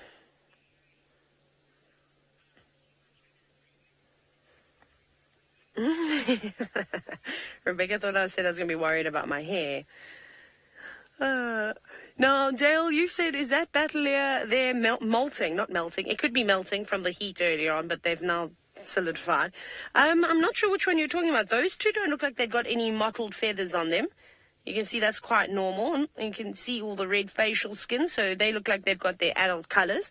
Okay, can we have a look at the other one? Because it's actually got its head, well, around the other side. And again, no, I don't think so. That's what I said. I think these three are actually adults. There's no sun, there's no sort of brown, you know, when Bateleurs are juveniles. I'm trying to find a photo, but do you think I can find where the Bateleur eagle section is? No. I thought it had its own thing. I can also hear birds alarming. Bateleur, there we go, found it. I'll show you a picture now in like 2 seconds. Juvenile, where are you? Here we go. Have a look at this. This is what the juvenile looks like. I'll turn it that way. Oh no, I've locked. Oh no, Craig, I'm sorry. That's all my fault. Rookie error. I tried to turn my phone and then realized I locked it. So there's the juvenile that you can see. And I'm just touching my screen because otherwise it goes dark. So you can still see almost like there's no feathers between the beak and the eye. Almost like a grey tinge, quite similar to the African harrier hawk, and then those brown mottled feathers. And it takes them quite a few years. It takes up to 5 years. Oh, no, I lie. 7 years, isn't it, for a Bateleur to become an adult? 7 years. Long time. So those both of those look like adults, and the third one, I think, is also an adult, which is quite nice. Beautiful. They're stunning birds. We didn't often get to see them perched in the Mara. Well, I can't say that I saw too many perched Bateleurs. I saw lots of, oh, you know what I am missing? I'm missing the black-chested snake eagles. They were cool. On those interesting molting ones, we'd see ones that were molting. Remember, we had that really cool sighting and we worked out it was a black-chested snake eagle. It was quite nice. But these are lovely too.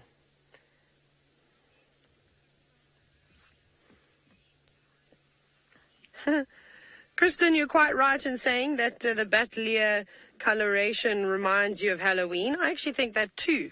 Bright orangey red pumpkin face, legs that match, and then wearing a big black cape.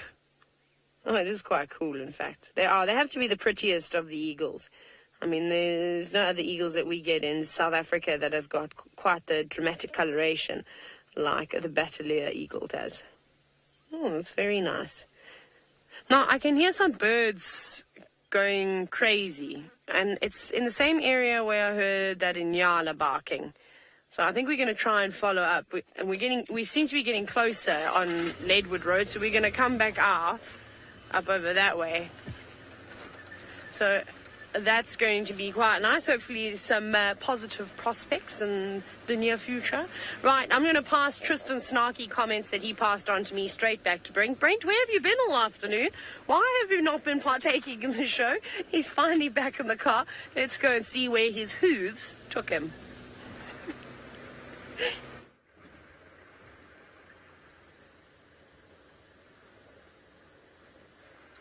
Oh dear. Well, Tandy's been quite tricky. Her last tracks are down there, and then a herd of elephants have obliterated the tracks. So we're doing a bit of guesswork at the moment, and I was hoping she maybe popped up towards Buffelshoek Dam for a drink, but no such luck. So I think she might have cut through into this block between Hippo Pools Road and Quarry Pan, where I'm almost 100% sure she left the little one. So if she's doing that, she might be doing a hunting loop sort of back towards Quarry Pan.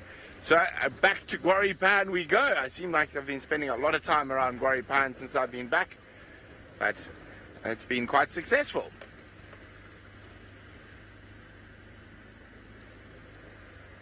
Spinks is wondering, do I have a favorite animal in the Sabi Sands? Indeed, I do.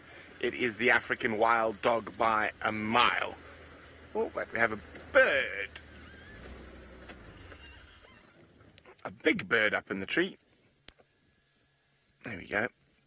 White-backed vulture. Now that buffalo carcass is not too far from here, where the Avoca males are. Okay, hang on guys, there's that alarm calls.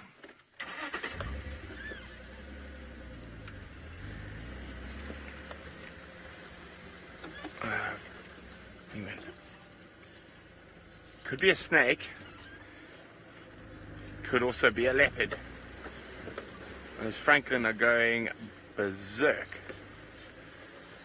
Now, they can see whatever they're alarming at. And there's more than one alarming. It's not one panicky Franklin. So let's try and get eyes on the Franklin. I actually think this could be a snake.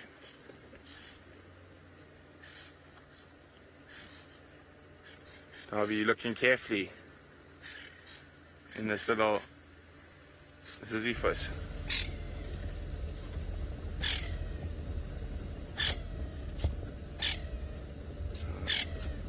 They are very upset. You see the Franklin yet?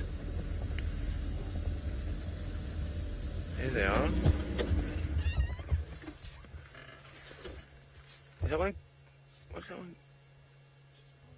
Just behind the bush. But they were very upset. Now their behavior there, for me, screamed snake. It might have slithered off as we moved towards. I was sort of hoping there might be a big python on the ground, but, well, not that lucky this time. Just carefully checking the branches around here to see if I can spot a snake. Strangely enough, I know Taylor's already seen a snake today, and so have we.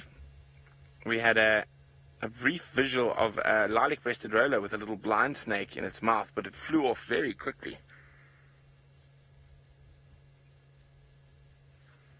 No, all gone quiet. PT is wondering, do we get ostrich here? Indeed we do. Not as common as in the Mara, but occasionally we do have ostriches wandering through. I've seen one on quarantine before.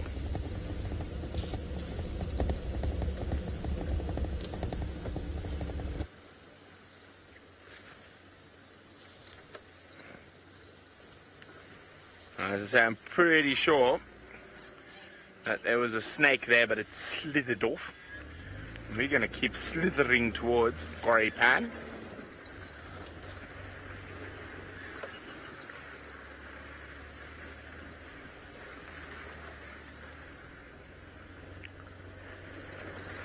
Just going very slowly, using our ears, our eyes, our noses, everything to possibly try find Tandy.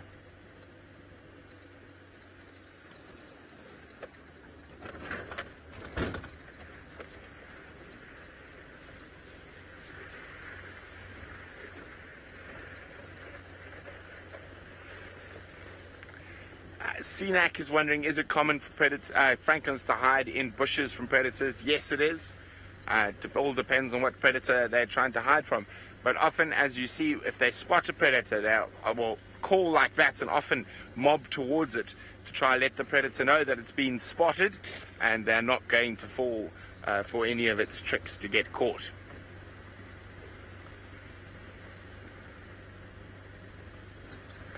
Okay, so no sign of her coming out this side yet. It's just such a mystery where she could have gone.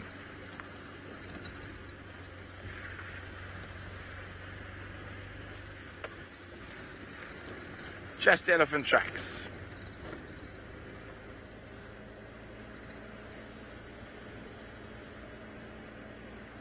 Now, of course, in the winter months, it's normally quite a lot easier to find the cats. Less grass about. So our visibility is extended quite a lot further. So at this time of the year, we've got to really rely on our ears mostly for hearing alarm calls.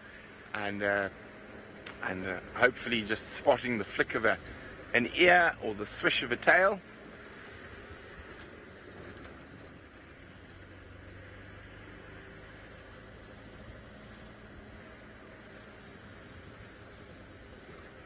Now, you might have heard some thunder in the distance. I still don't think it's going to get to us. Quite a long way away. Come on, Tandy. Be drinking at Guaripan.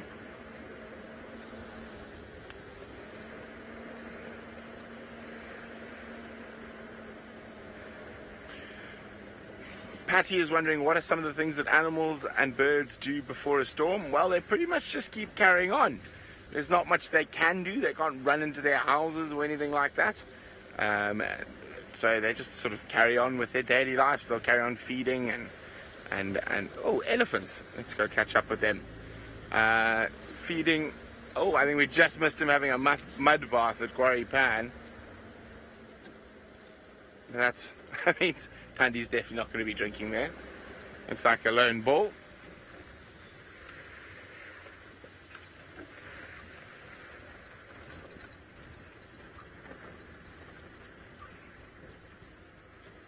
Hello, big boy.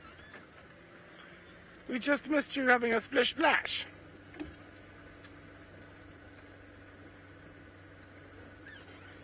Oh, he doesn't want to hang around. He's on a mission. Nice big elephant bull.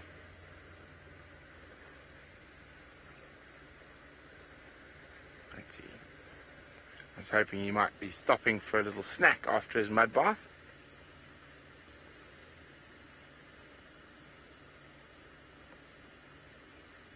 Or at least a little sand wallow. Oh, he's got an itchy ear. Let's just hop around the corner here. Hey, big boy. You're not hanging about.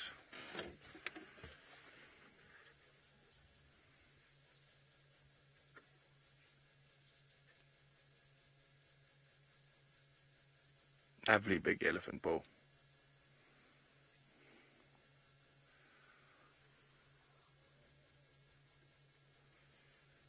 Disappearing into the greenery. Dave, I spotted something. You ready for a challenge? Oh, this is going to test you, Dave. This is going to test you. And it's going to test me to try spot it again. But it was a Karachani button quail in the grass. Just going to go off there quickly. So they are very difficult to get on camera. They're tiny little quails like this. They just disappear into the grass. I saw it run in here somewhere. Now, can you see any movement? So it went in just here, towards there. Oh, they're so difficult to get on camera. We got some really tiny babies on camera at Cheetah Plains once.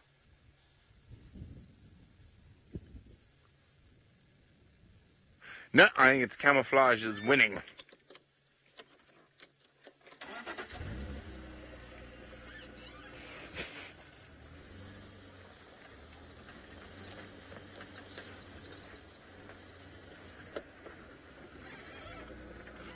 Well, let's go across to Tristan to see where he's off to next. Well, we're not crossing a river, Brent, but we are crossing a little wallowy area that apparently, now this is on the grapevine, and a little birdie has told me that you were too scared to go through, and apparently you were scared that you were going to get stuck, which just shows the person who has the biggest mouth about getting stuck and how he never gets stuck was too scared to negotiate this area and had to turn around and go back. So now we just had to prove quickly to Brent that it is possible, and that it's a thing called low range on a Land Rover, and what you do is you push the gear in and then it helps you to get through thick, muddy sections just like that. Now I know what his retort is going to be. His retort is going to be that I got stuck in Botswana and he never gets stuck in Botswana. I am going to go and phone his parents and find out how many times Brent Leo Smith was stuck in Botswana, and I can guarantee you it's more than times than I've been stuck in Botswana. I can assure you that, most definitely. But anyway, just joking around with Brenty. It does look quite sort of ominous when you haven't been through it, and of course Brent hasn't been here for so long that he probably wasn't sure just how deep it is, and it has gotten deeper, so you've got to be a little careful there. You can't just go through it all guns blazing unless you want to have a bit of an issue. Now I also need to get out of low range because it is very loud when we're in low range, and carry on. So we're behind Chitra Dam Wall, as I'm sure many of you have guessed, and I'm just having a look around. No sign of any leopard, no tracks for leopard. Seems to be quite quiet on the side. In fact, not even any nice birds today, which is a bit of a strange one. We normally see some nice birds behind here, but you never know. We're going to keep trying and just keep checking around. It's also a good place just to check for our crocodiles. Now you might think, why would you check for crocodiles here? Well, they sometimes nest on the banks here, and it's starting to get to that time. I think we're a bit early still. What are we now? March. No, we're way too early. What am I thinking? It's only normally in about June, July that we should be checking for them. So we'll have a little look. But let's see if there's anything maybe on the other side here. There's sometimes a little gully system that we know Tamba, Hosana, Kuchava have all been seen in, so it's worthwhile. There's a bushbuck, so that doesn't promote any sort of good things, because bushbuck generally see leopards quite easily, and maybe our leopard is stalking a bushbuck. You never know. It's always good just to check. So there's a little female bushbuck that's just sitting on the edge having a little feed. Now we don't see too many bushbuck around these days. It's mostly the Nyalas that we see that Taylor had earlier, so it's nice when we get a little bushbuck. They often are around camp areas. They like these kind of thickets, and they like the sort of movement of people in camps. It's probably a little safer, but you can see that poor bushbuck, it seems like it's quite hot. It's breathing quite fast, and they do have quite a thick coat, so I suppose warmth is a problem, or heat is a problem, and they have to then breathe a little quicker just to try and cool down a bit. Very pretty little animals, though. You see they lack the white stripes that the Nyalas have, so even though they look very similar to a female Nyala, they lack those white stripes. Instead, they've got little white dots that are all over the place and around the sort of flanks. Yes, hippos, we'll get to you just now. Don't be too jealous. We are coming that way just now. We're just admiring the bushbuck first. So hippos are busy calling from on the other side of the dam wall and making quite a racket at this stage. I wonder, is there a little one anywhere there? I didn't see any movement of a little one. Sometimes when you find them like this, they might have babies with them. And a baby bushbuck is a very cute little thing, so it's always worth just double-checking. It seems like nothing's there. All right, let's carry on and see if there is anything in the gully. We'll just double-check, because if a leopard lies in this gully, it can sometimes be very difficult to actually see it unless it's moving around. So we're just going to go down. I wonder where Kuchava went yesterday. I wonder if she maybe came this side. I remember when I went on leave, this is where we found her, the day I went on leave. So I wonder if maybe, just maybe, she's been using this as a little hideout. It's a fairly good place to go because it's got this nice steep gully, and, you know, as a leopard you can hide quite well inside here. Amazing how long the grass has also gotten. It's much longer than it used to be. Anything your side there, Seb? Also a good place to look on that side. No. Alright, let's have a look. No leopard there. No leopard to back that side. No. You have to be careful with this gully because sometimes the leopards are right up against the bank and you can't actually see them, but there's nothing here today. So we're going to go back towards the dam, see what's happening there. While we do that, let's send you across to Taylor McCurdy, who I think has got something that shares the name of the animal that we've been looking for.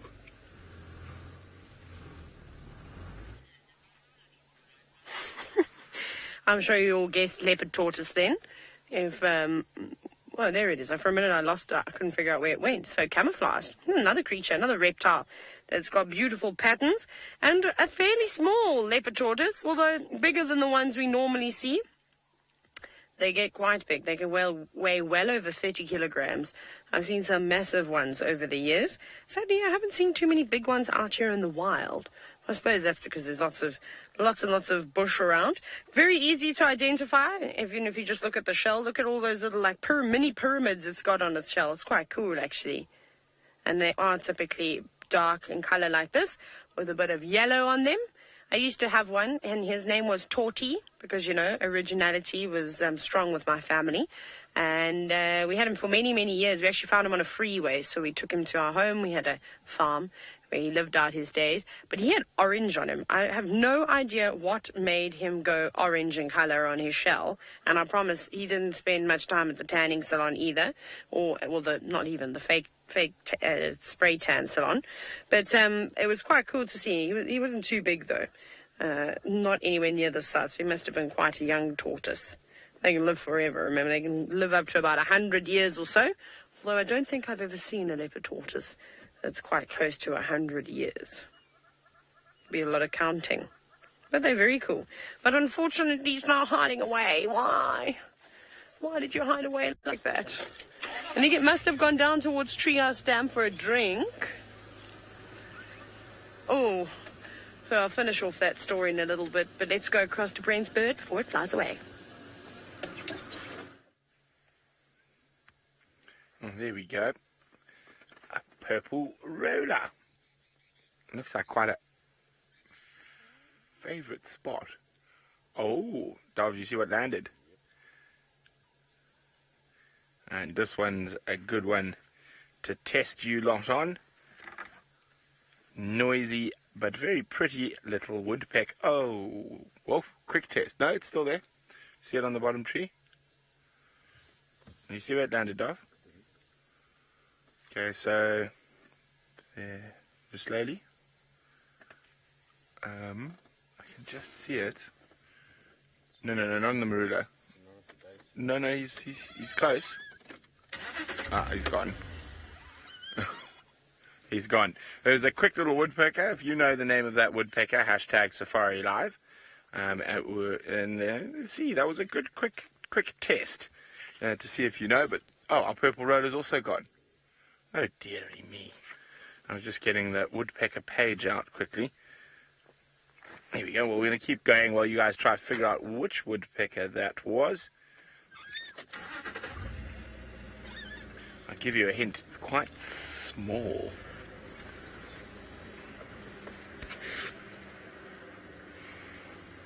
It is still nice and toasty, very humid.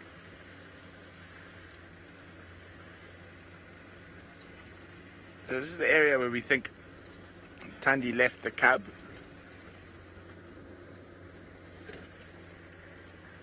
Mina's wondering, when does our summer season end? About now, Mina. We're at the end of summer now. So what are we? March, April, sort of the beginning of winter. We don't really have fall and spring.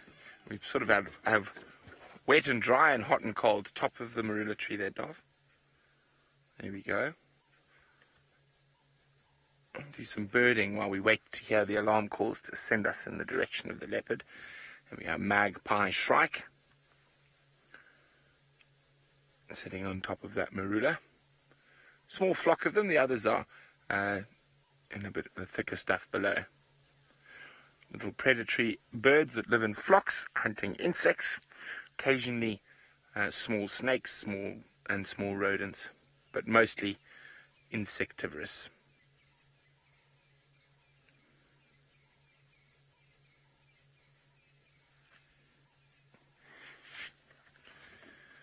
Well done, Mafuta and Jill. You are spot on. It was indeed the cardinal woodpecker. There we go. That is the male. That is the female. And it is the smallest of the woodpeckers that we get here. Okay. Voila. Let's keep moving.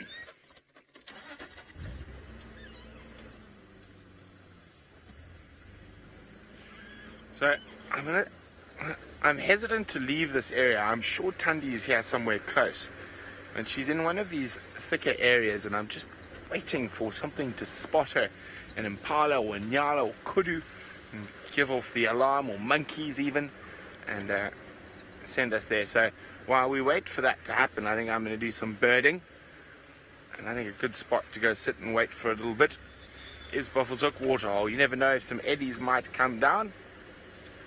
Now, someone else who is already at a waterhole is Tristan, so let's go see what's happening at Chitra. I am at a waterhole, the biggest waterhole that we have in this whole area, in fact the whole of the Sabi Sands, and the ever-present hippos are busy yawning and doing their thing, and it's kind of a very relaxed afternoon at Chitra. I think it's been a hot day and it's still quite muggy. There's a little bit of a sort of close feel, although there's a little wind that's picked up now, which is quite pleasant. Now, sorry Rebecca, I didn't hear the name. If you can just repeat that. Oh, shame, there's a limping waterbuck coming down to drink. It's got a little limp on it.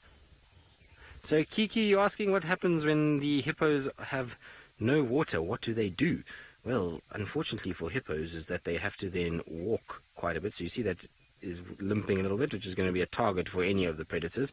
But hippos will have to walk. So if this had to dry up, they would have to then start walking and finding a different area in order to inhabit. And that means that they'd probably go north or south, wherever there might be some semblance of water, but a lot of them would die. And so we know in 2016, during the drought that we had in that year, that many hippos unfortunately died because they weren't able to find water, and they then dehydrated very, very quickly. And they lost a lot of condition through lack of food. So it's a tough time. If there's no water, there's generally very little food, and that means that a lot of the hippos unfortunately die. And I suppose it's nature's way of kind of controlling hippo populations. Remember that hippos don't really have many natural predators. It's very few baby hippos that die from being hunted, or any hippos that die from being hunted, and so nature has to kind of deal with it in some ways. And I suppose a little kind of drought here and there, it just controls the numbers. Now, Seb, if I can ask you, on the other side there's a tree right next to the bank of the dam, and there's a hippo underneath it, but does it have its tiny little baby, a new baby there? Because the where it's lying is a very strange place, and it's kind of moving about, and I wonder if maybe there's a new little one somewhere in this area. What are you doing? Because it's also kind of canted to one side, so normally when hippos lie in places like that, it's sometimes when they've got tiny babies with them, or there's a new little individual. Although that hippo looks very young still. It's difficult to say, it's so far away. We'll have to try and get a little closer just now. But it looks like maybe, I suppose it could just be playing. Are you playing around, or do you have a little one somewhere there? It looks like maybe too small a hippo to have bred already. What is it doing? It's almost like biting at the tree. I wonder if the roots or something is what it's trying to bite at. You see, it's kind of nibbling on the root system of that tree. That's interesting. I have never seen a hippo at Chitra Dam messing around on those little root structures. So I have no idea what it is actually doing. It doesn't look like it's actually eating. It's very strange. What are you up to, little hippo? Like I say, it looks like a sub-adult now that its head's come out and you can see its dental structure. It's not a fully grown individual, and so that won't have a young one, but it seems to be kind of rolling around and moving. What are you doing? Hippos are funny animals. They really are. They're so strange. I believe Taylor's had some great sightings of the hippos here the last few evenings, and Seb, you've been with Taylor, so you'll know about those as well. It's interesting to kind of see what they get up to.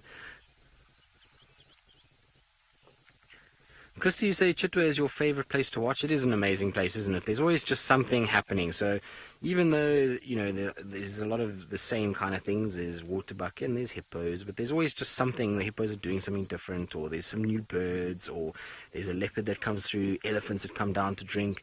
We've got a lot of Nyala in the background. We've got the hippos playing and messing around here, and so there's always just something that you can sit and watch. And actually the thing about Chitra Dam, and the secret with it, is the more time you spend here and the more you actually just sit and enjoy the waterhole, the more things you will actually see. And slowly but surely things trickle down in the afternoons, even in the early mornings.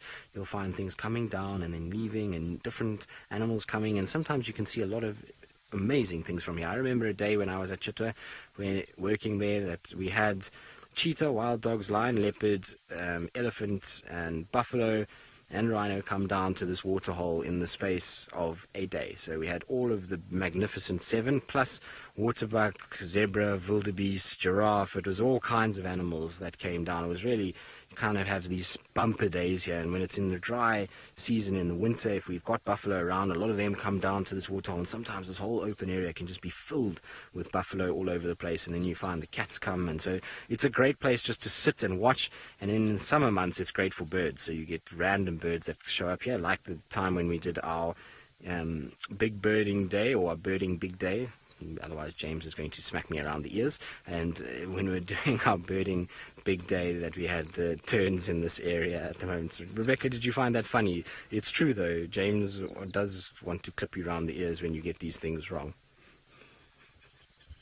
So Rebecca's laughing because apparently she was the one that made the mistake in the beginning that caused James to get very upset about the fact that we were calling it Big Birding Day, because we don't only look for big birds, we look for any bird. So it's actually Birding Big Day. That's what it's called. So don't worry, Rebecca. I think we've all made that mistake and all been told off for it at some point.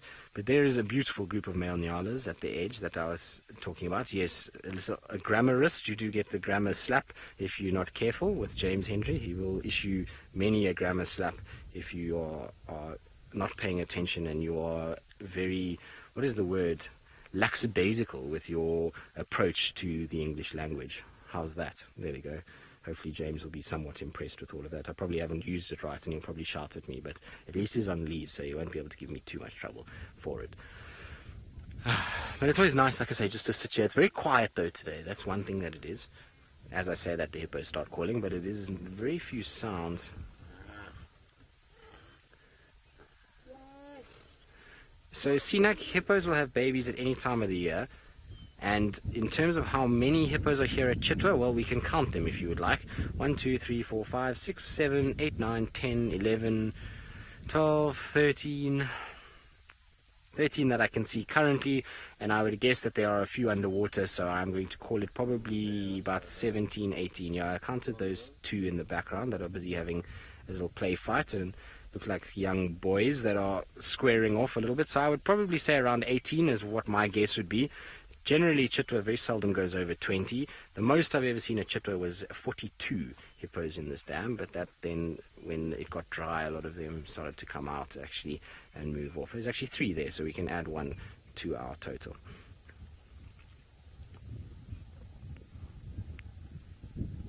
Catball, so yes, with winter coming, they do spend still a lot of time in water, but you will find them, if it's a very cold day and the water's gotten very cold, that they'll come out and they'll go lie on a bank somewhere and they'll just get some sunshine and try and warm up a little bit. But they do spend still a lot of their time in the water. The thing is that they spend more time out than they do now, in that the night is longer, so they're out for longer periods during the night, and so less time in water because obviously the days are shorter for us. But if it's daylight and it's sunny, then they still do go into the water and spend a lot of time in the water itself. But I actually might adjust my estimate. There actually might be more. There might be about 25 hippos, because I see little heads popping up all over the place across the dam, and so there might be a few more than I initially expected. Our 2 waterbuck are still kind of cruising around. It's just so peaceful here. Like I say, I love spending time in this area. And there's generally, if you are patient at Chitra Dam, you get rewarded at some point. It's not a place where you can just drive and things happen straight away. You've got to come and you've just got to spend a little time and kind of take it all in, and then generally you get rewarded for your patience at some point.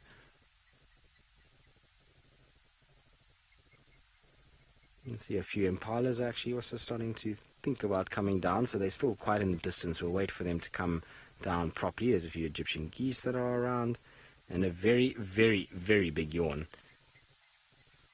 And down. It's hard work chewing roots, apparently, tiring stuff while going.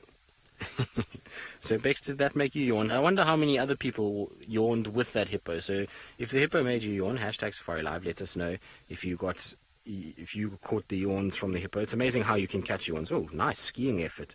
That was a good landing. How many points do you give that one, Seb? 10 out of 10. Ooh, that one wasn't as good. 12 out of 10, Bex, is now Rebecca, actually, funny enough, I forgot about this. Rebecca, do you want some lessons from the Egyptian geese? Because I believe you went wakeboarding in Johannesburg a few leaves ago, and apparently there was a few times where things didn't go according to plan, and that you, instead of ending up on the board, you ended up being dragged across the water with no board and face first. Is that true, Rebecca?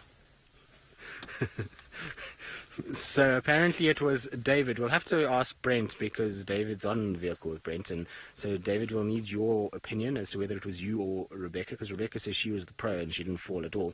Rebecca, didn't one of your friends have a serious face plant straight off the sort of board? I think it was one of your friends that did. Yes, there we go. So there was one of the friends that it was kind of like a cable that runs around, and you grab on, and the cable kind of takes you around the dam. And Rebecca's friend, she showed me a video where Rebecca's friend jumped off the kind of platform where you start and literally didn't go even 1 centimetre. The board just dug in and went face first into the water and did kind of a belly flop straight off the board, which was not very elegant at all.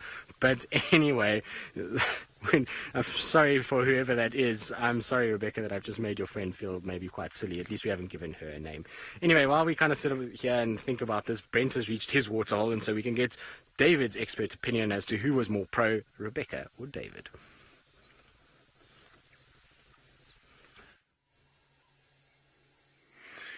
Well, there's lots of stuff going on that I don't seem to know about. All quickly. Hello.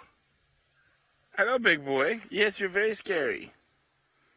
I mean, he's been sitting there quietly this whole time. Now he suddenly decides he's going to give us a show. Just the lone hippo so far at Buffalo's Hook Waterhole. You don't want to go wakeboarding anywhere in the Sabi Sands. That's for sure. So, David, who's the better wakeboarder, you or Rebecca? Rebecca's much better. Rebecca is much better. And you know what I've decided, David? Oh, wait, let's just watch this hippo. He might give us another little bit of a show.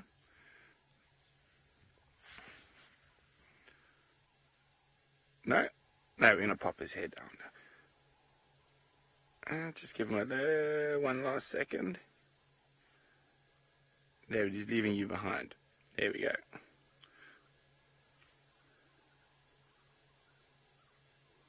Bubble, bubble, toil and trouble. Not many birds at Buffalo's Hook Dam, unfortunately, but we do have the lovely hippo. And let's just see what he does. He might come out with a splash, or he might just go poof. Or neither. Look at those beady eyes. There we go. Now, I don't know why he's looking at us. David, do you know why the hippo is looking at us? It's that time, David. It is that time, David. It is time for the dimples. Away from the camera, David. Away from the camera, David. David, come stand here. Just lock the camera off. Come stand here and show everyone your lovely dimples. Just lock the camera off. Come, David. He's coming, guys. He's coming. He's just taking his time. Now come, you got to get off the car, David, so you can't just pop your head in and run away. Okay. So now you got to smile for the dimples, David. He's trying not to smile, so I'll tickle him. So there we go. There's his dimples. I can't remember. Anne, I think it was. There you go. Dimple smile, David. So there we go. There's David's dimples. Well done, David. I love putting camera in front of the camera. They look so awkward. It's hilarious. He thinks it's funny.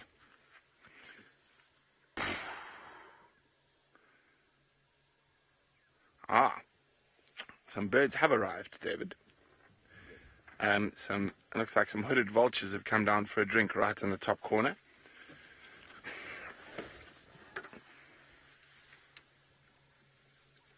Have you heard anything from Final Control? No, me neither. Here we go, some hooded vultures. I did not pull my earpiece out. David pulled my earpiece out. Let us get that straight. There we go. Some hooded vultures, probably coming from that buffalo carcass. It's not too far away. And still no sign of Karula. There we go. I'm going to do this now because it's going to make him blush even more. David, The viewers think you are so handsome. Look at the cheeks. Oh, look at this. So cute. He's got red all over his cheeks. Was that just sunburn? No, that's not sunburn because you put sun cream on. Look at his cheeks. They're so flushed. Oh, he's shaking his head at me. Oh, Darby. And, oh, dear. Oh, dearie, dearie me. I was thinking, there's been no sign of alarm calls. We're getting to the right time of the day to start hearing them. Tandy should be up and on the move. But I think maybe let's go take a swing past the lions again in a little while. What do you think, Dave? Sounds good. Let's go have a look, see if those lions have decided to be a little bit more active.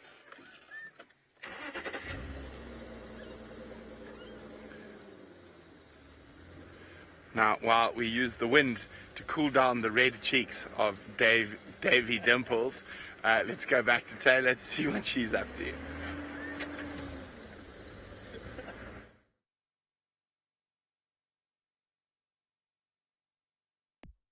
Don't worry, there'll be a switch up soon and you'll be free.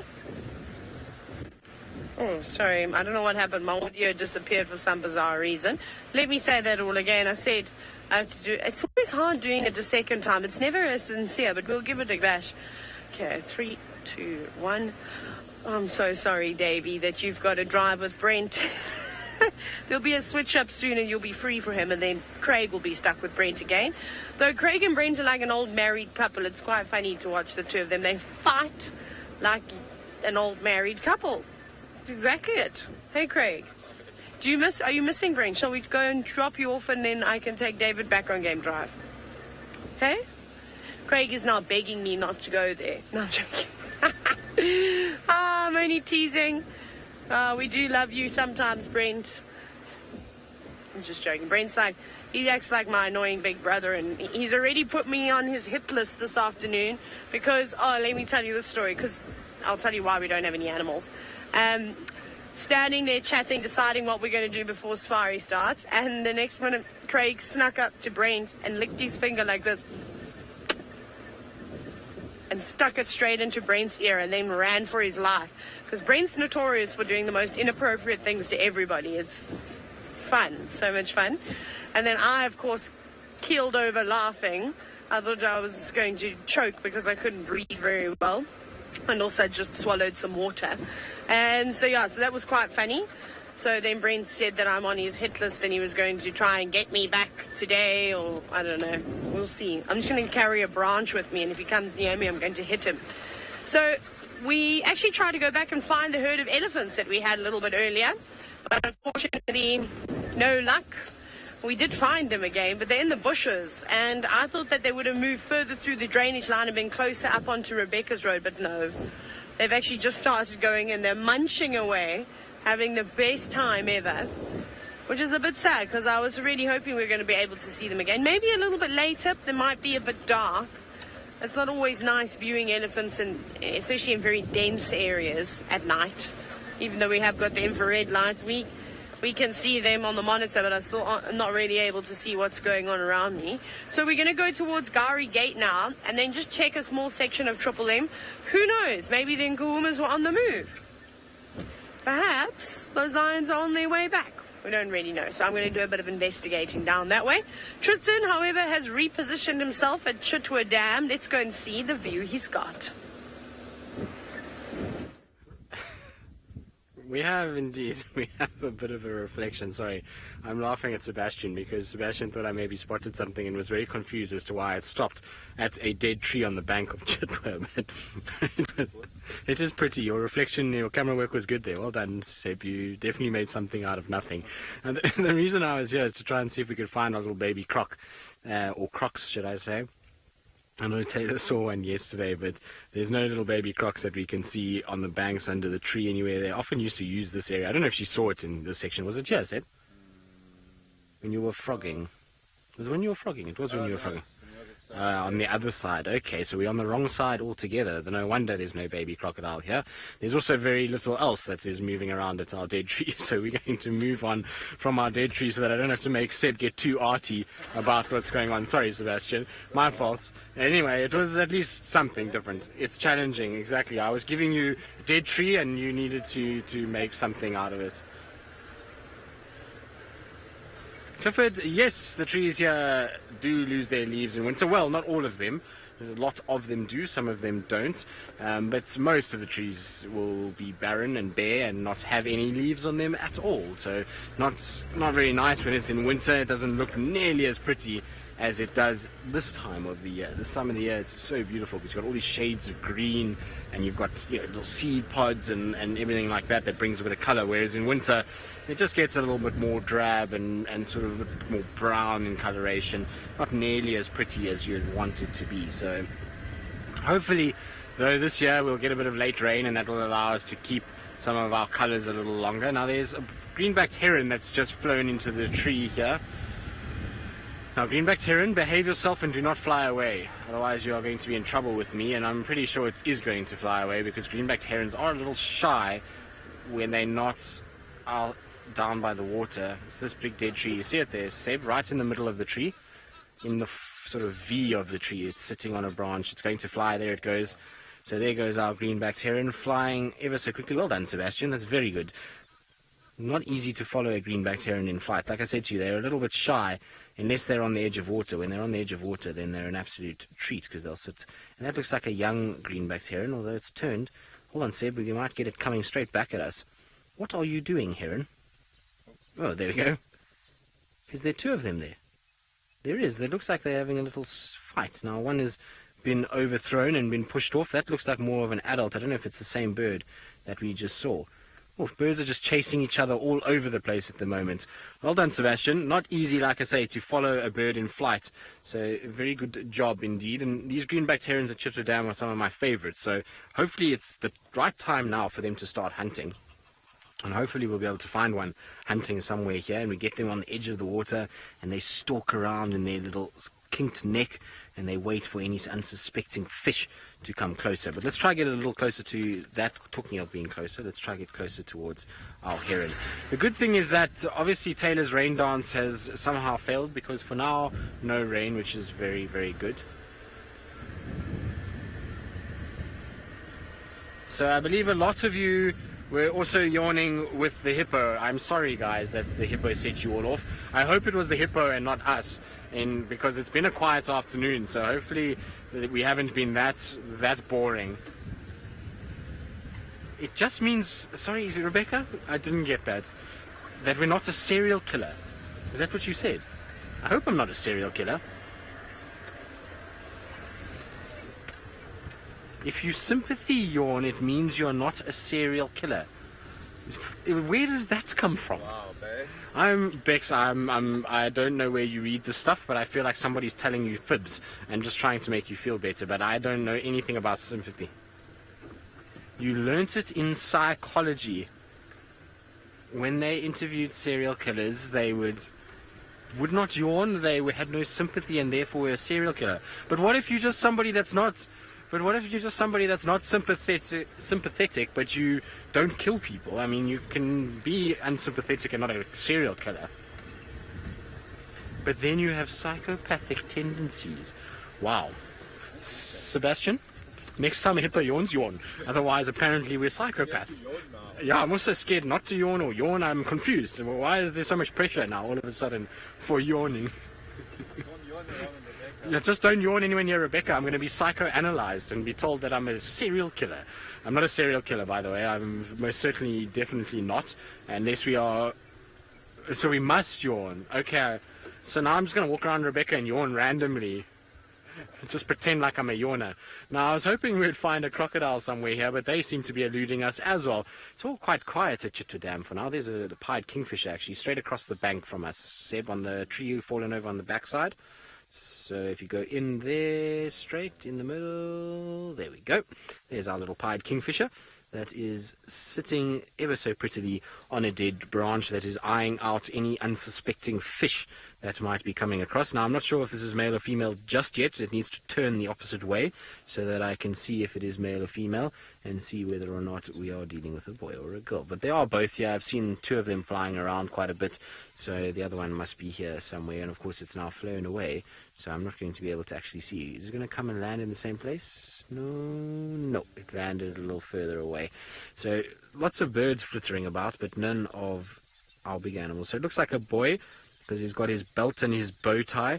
So for those of you who think I'm absolutely mad and are a bit confused as to what I'm on about, give me 2 seconds, because I'll show you what I'm talking about. I just need to find my app quickly.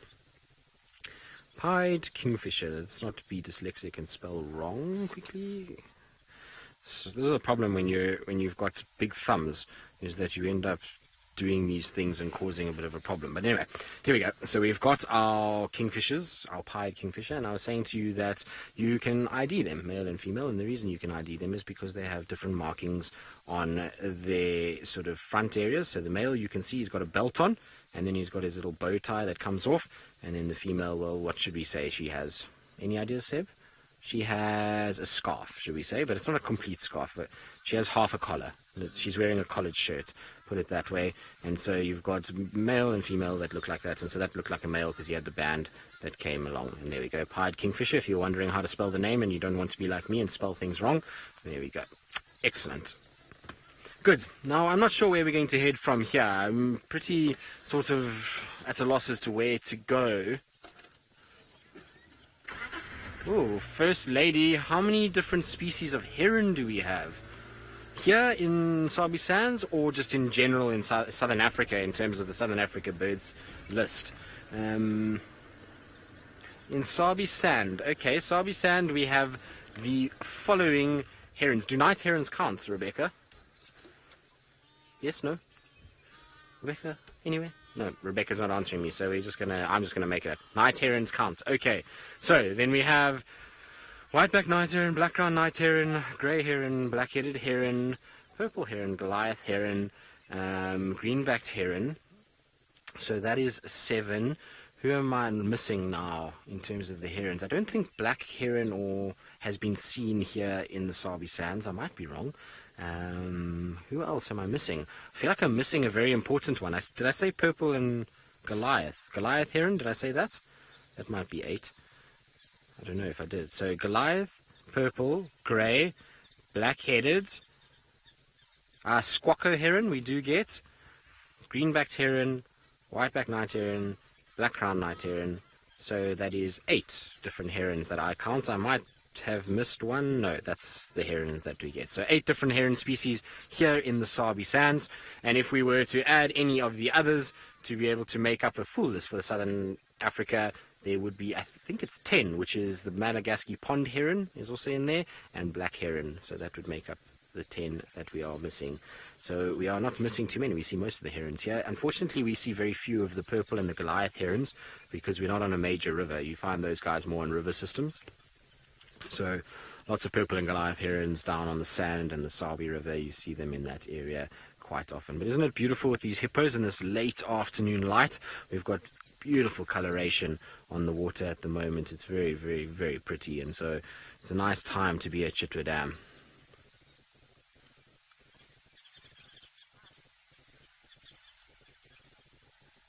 Now, apparently, Rebecca there is telling me that it's almost time for school drive. So before we start school drive, might as well just take a moment's silence to enjoy Chitra Dam in this beautiful light. And so I'm just going to sit quietly until the time that school drive starts.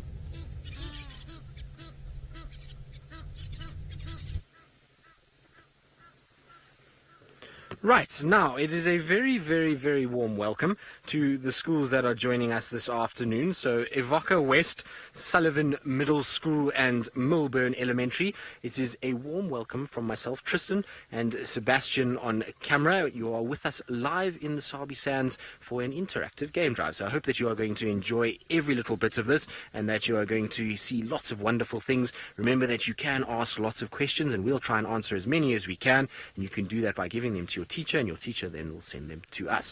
Now at the moment I'm sitting at a big waterhole because it's now around sunset, and this is the time where a lot of animals will come and drink. So things like lions and leopards and elephants, they'll make their way down for water at this time, and it's a really good place to be in a late afternoon, particularly because we had quite a warm day today. It was about 90 degrees Fahrenheit, and so it was very, very warm, and that means that a lot of the animals might be thirsty. Now you will see on the water that there are these little black dots all over the place. Now those are all for hippos. So we are at a place where a whole bunch of hippos are in the water at the moment, and they spend most of their day here. What they do is they come into the water early in the morning, just before the sun rises, and they come and they sit in the water throughout the day before they then start to leave when the sun sets. So now we'll have a situation where hopefully these guys are going to start coming out. Now before we head off to send you to some of my friends that are out and about, I would love to know what you guys would want to hear about hippos, and so I hope that you'll have lots and lots of questions on the hippos and what they get up to. And so while you think of your questions, let's go across to Brent, who is up and about and is moving, looking for a very spotted elusive cat.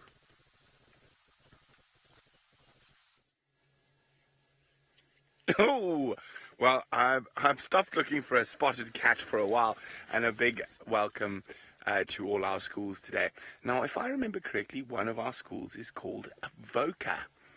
Now, I've got something very special if you are from Avoca West School, because over there, hiding behind a log, is a male lion. It is not the best view of him, unfortunately. Here we go. You can just see him breathing heavily, and you can see a bit of his ears and his mane, and he is part of a group of 3 young male lions called the Avoca Pride. They are called the Avoca Male Lions, or the Avoca Coalition. There's a farm in the Timbavati Game Reserve to the north of us called Avoca, and that's where they were born, so that's their name. Oh, but quickly across to Tristan. Indeed, so we have a kingfisher, which is called a pied kingfisher, that has managed to catch a fish. And look, it's trying to kill the fish, so you see it's hitting it, and there it goes. It now is going to swallow that fish whole. Oopsie, it looks like it got a bit stuck. There it is, down into the throat and swallowed. So what it did is it would have hovered, it went down and grabbed a fish, and then it came flying to this branch, and then it beat the fish against the branch to try and subdue it and kill it, and then it swallowed it down. Isn't that amazing? And what you'll find is this little kingfisher now will wipe its beak on the stick and try and get rid of any scales from that fish that are, or any saliva and any sort of bits of, going to the toilet too, any little bits that are on the beak itself, and keep it nice and clean. So let's see, it might fly off and go somewhere else. It's this time of the day where you'll find a lot of the fish-eating birds. There we go, so it's going to have a little bath now. That wasn't looking for another fish. That's just to dive into the water to clean its feathers. And now you see what I was saying, it's going to clean its beak by using the branch. It wipes its beak on the branch on each side, so it just washed its face. It's like when you have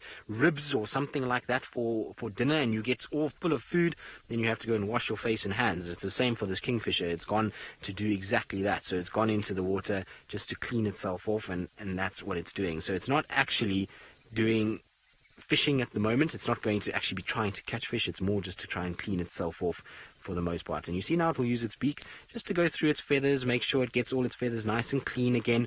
The reason also it does this is because when it catches fish, it dives into the water and it splashes, and that will make all of its feathers wet and soggy. And so once it's swallowed and it's had a bit of a bath, it then goes and uses its beak to preen, to get everything nice and kind of clean, and to make sure there's a situation where all the feathers are back in the right place. Also got to scratch your head and make sure that that's okay. Now this particular bird is a female, and you might be wondering how I know it's a female. So just now we saw them, and I was telling our other viewers how it is, or how we know male and female apart. But if you look on this bird, it's got a little black collar that is there. Now the male will have an extra black line that runs underneath that collar. It's almost like a little belt that he has on, whereas the female only has the collar, and so that's how we know that this is a female bird or a girl bird and is kind of flying around. Now the male is here. We saw him just now also flying about. Then, in terms of how long I spend on safari, well, we spend close to about 7 hours a day on safari. So we go out early in the morning, and then we go out for about 3.5 hours, and in the afternoon we do the same again. So the reason why we do it early in the morning and late in the afternoon is because it's the best time for the animals. So the animals tend to move around sunrise and sunset, and so we spend a long time like that. Sometimes, if we are doing safaris in other places, then we'll even stay out through the night, and it can be a much longer safari that we do. But here in this part of South Africa, we normally do about 7 hours a day, and it's a really nice job to have because we get to spend our time with all of the animals. And then you can see actually that some of the hippos are getting close. There's a little baby hippo that's coming out. Oh no, it's just disappeared. There's our little baby hippo. How cute is that little one? So it's just going to go under the water. So we'll be patient and wait for our baby hippo to come back up to the surface, and while we do that, let's go back across to Brent and see what those lions are up to. Well, we couldn't get much better of a view of the lions, so we decided to show you some vultures. Now, these lions have a stolen buffalo kill that they stole from a group of female lions, and the vultures are all up in the tree because the lions are there. Mario is wondering, does that lion we saw have a family? It does not. It's only got his 3 brothers, Mario, and they are what we call a coalition of males, and they are too young to have a family just yet, but they are at the stage or the age where they will start trying to take over a family from another group of males.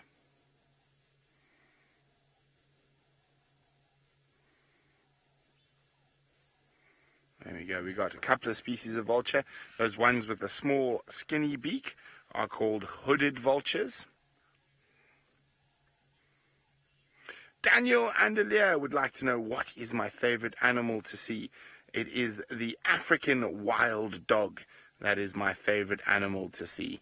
And I haven't seen them in such a long time, so who knows, maybe we'll get lucky and they'll treat us all and make an appearance today.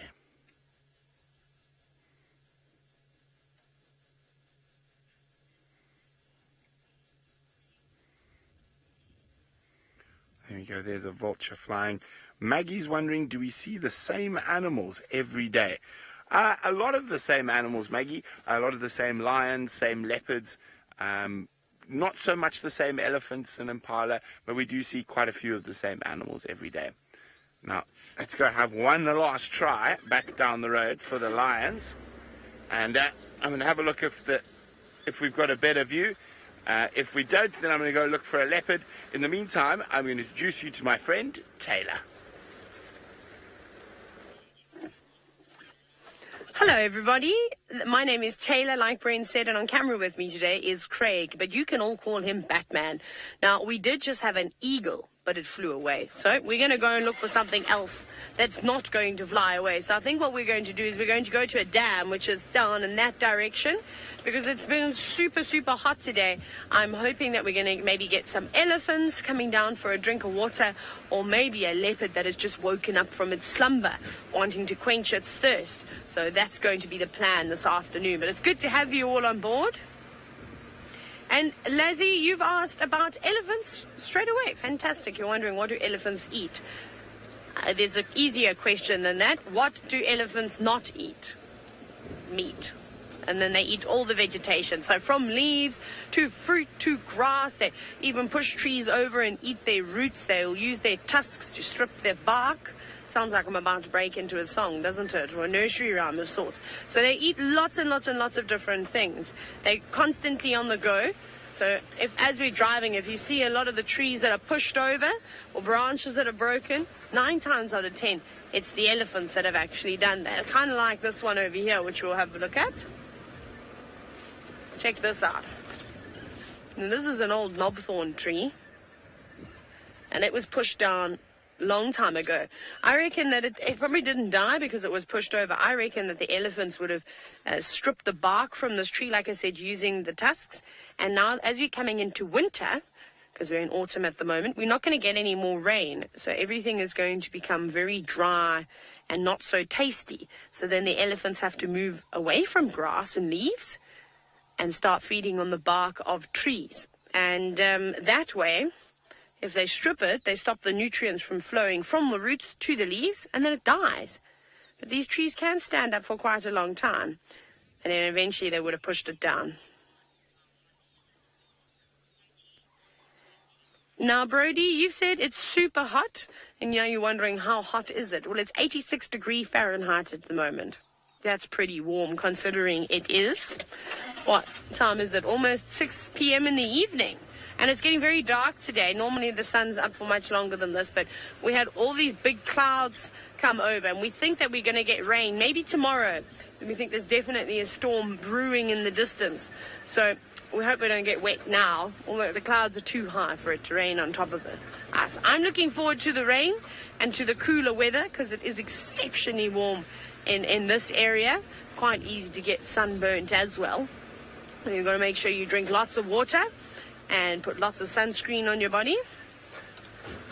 Right, we're going to go down towards Treehouse Dam, and I'm sure we're going to see lots of birds there too. Tristan has got one of the noisiest, most annoying, and also quite a large pest in South Africa. But I'm sure he'll tell you more about the Egyptian goose.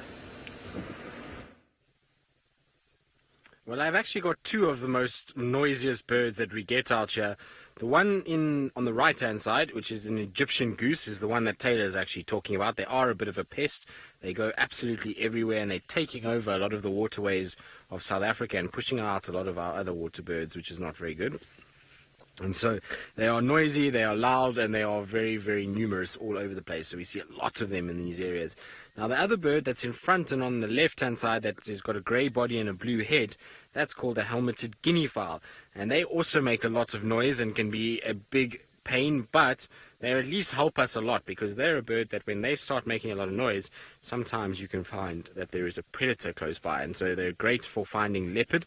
We use these guys to find leopards on our journeys. And this is just the first of a whole group of them that are going to be coming our way. They're slowly but surely walking across the dam wall. So this is the edge of where the dam is. And you see that one where it's running to the left. The rest are coming from that side. So it's probably running just to rejoin with the rest of them. So they're just there on the bank. Go back the other way, Seb. No, it's okay. So they're all over the place there. Where that fallen over tree is, behind that is where most of them are. You can just see them on the right of your screen, just kind of drifting along. Too far where the fallen over tree was? That's okay, don't worry. There's guinea pigs everywhere.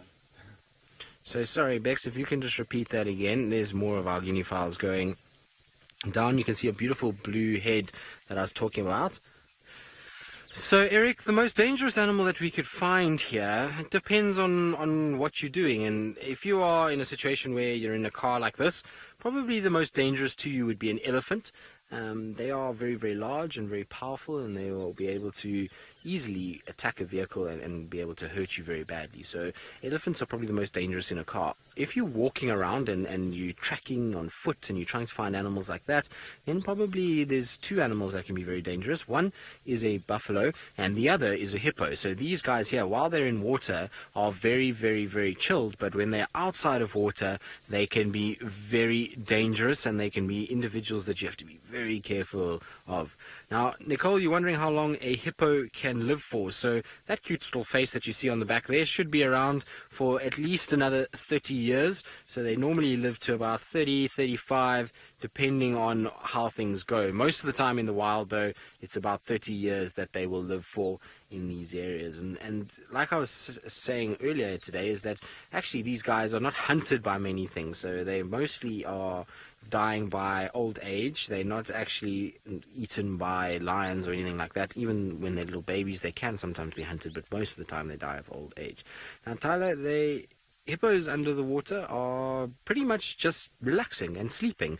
They come out at night to go and feed. Because they don't have any hair on their body, they lose a lot of moisture and they dehydrate. So what that basically means is, I don't know if you've ever been in the sun and you've spent the whole day in the sun, you start to get a headache and you start to feel like it's not very nice and you get sunburnt. So it's the same for the hippos, as they get that same thing. Oh, hello hippos, what's wrong?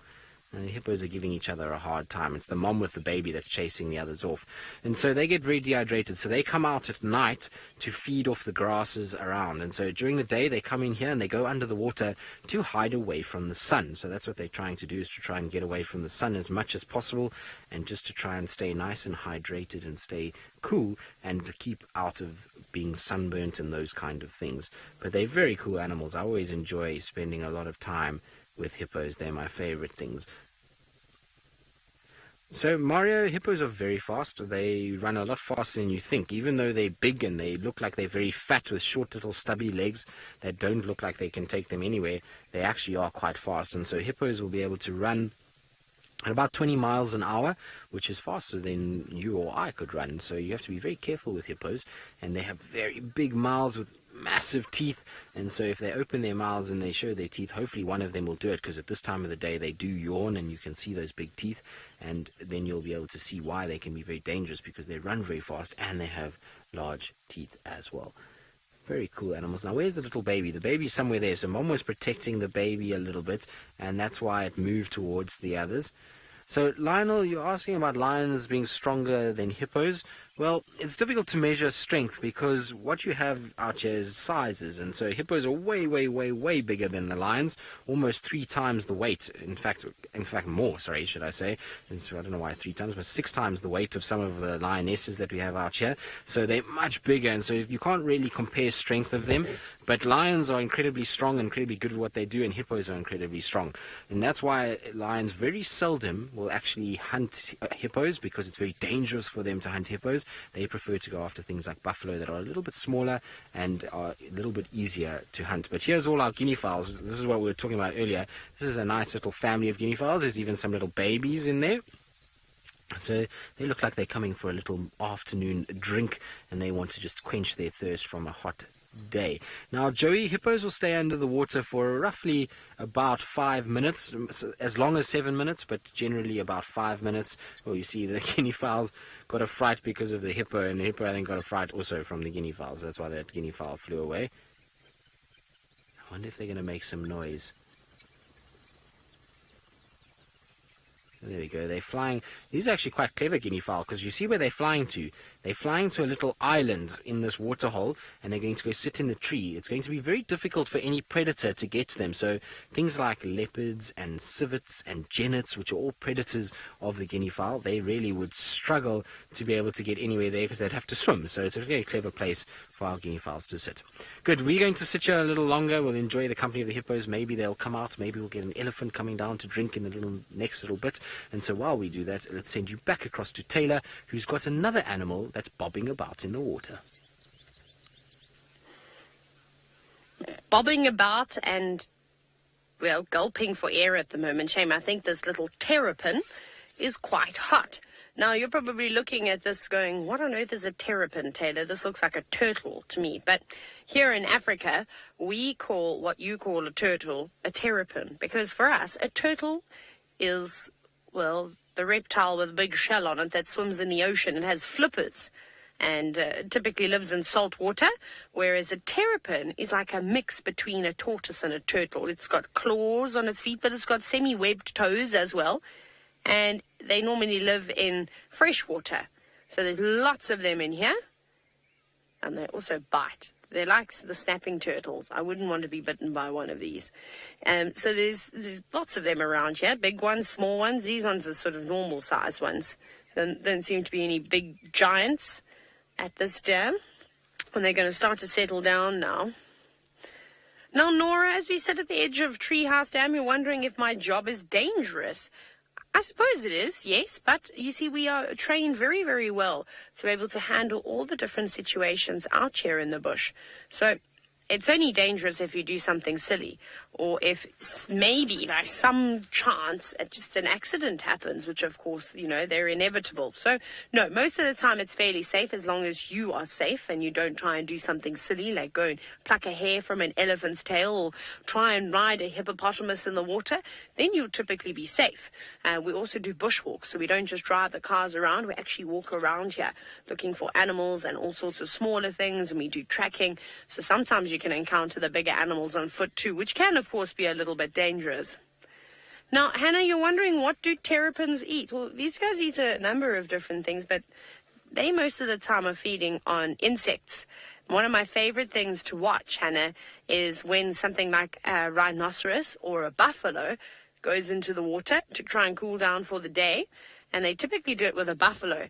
They'll swim up to the buffalo, and next minute they'll disappear underwater like it's just doing, and then the buffalo will leap up into the air, and then you know that the terrapin has bitten the buffalo, not because it's trying to eat the buffalo, but it's going after the ticks. So those are those creatures that suck blood of different types of animal species, and they will love to eat them too. So they'll eat a number of different things.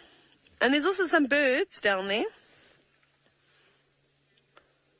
Mario, you're wondering how strong is the bite of a terrapin? I've never been bitten by one before, so I wouldn't have a clue, but I'd imagine that these terrapins would be able to cut your finger open, and maybe you would need stitches. But I'm going to keep my fingers to myself and not stick them anywhere near a terrapin's mouth. And that bird is called a blacksmith lapwing. You can see that's a beautiful blacksmith lapwing. And look at the beautiful reflection too. Now, they're also eating insects, and I don't know if you could see earlier, or you can see the tiny little ripples every now and then. So that's what that lapwing is going after. It's going to constantly keep running around the edge of the shallow water and peck the insects right off of the top of it. Imagine how many it has to eat every single day, because that's not much food for such a big bird. They've got long legs too, which I suppose makes him look a little bit bigger.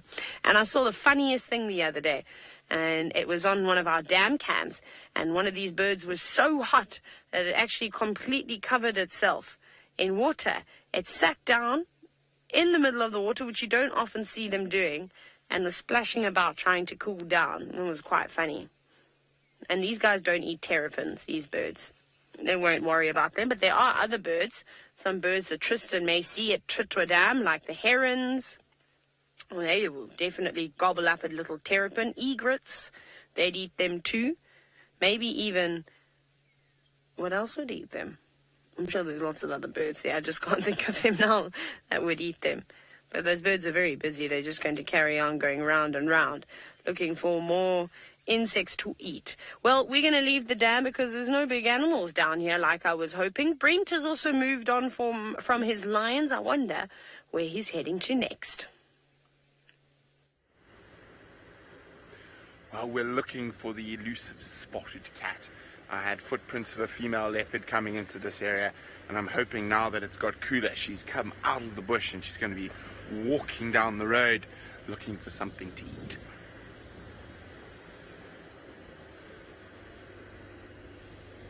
Maeve is wondering, how many days can a leopard live without water or food? Well, a leopard can go months without water as long as it's got food. They will drink the blood of the animals they kill. But a leopard can probably go 10 days or 2 weeks without, or 10 days to 2 weeks without food, depending on the individual, before it is just too much for them. Okay. Where are you hiding?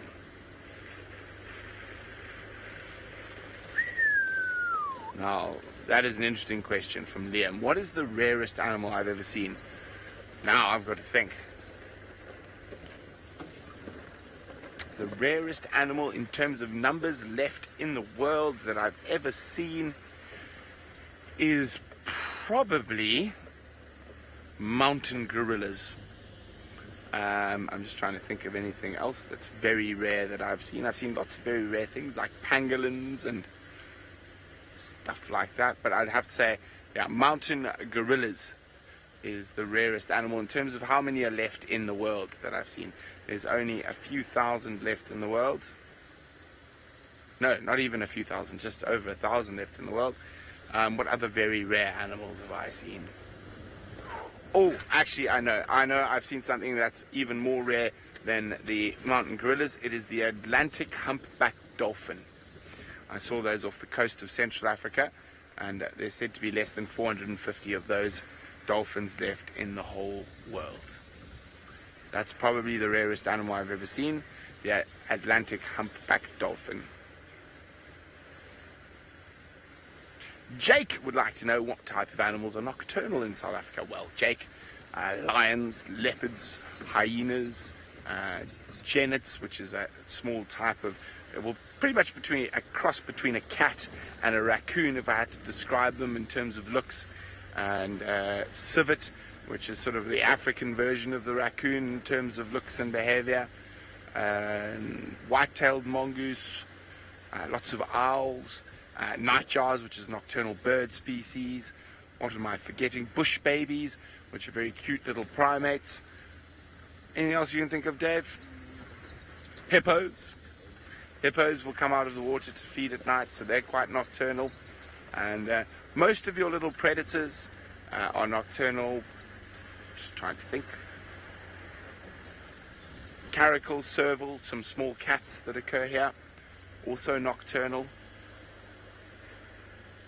Am I running out of nocturnal things? My brain is turning, trying to think of any more. I think we've got most of them. I think one of my favorite nocturnal animals that we see quite a lot around here is hyenas. They are very, very interesting to watch. But this leopard is hiding from me today. I've been looking for her all morning and all evening.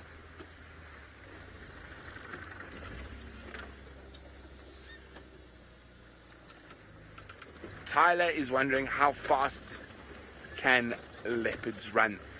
Tyler, they can do just over 70 kilometers an hour. It is about 24 meters per second. They are ambush predators, so they can't keep that speed up for a very long time, and they generally like to attack their prey from under 10 meters. Okay, hold on, we're going over a big bump.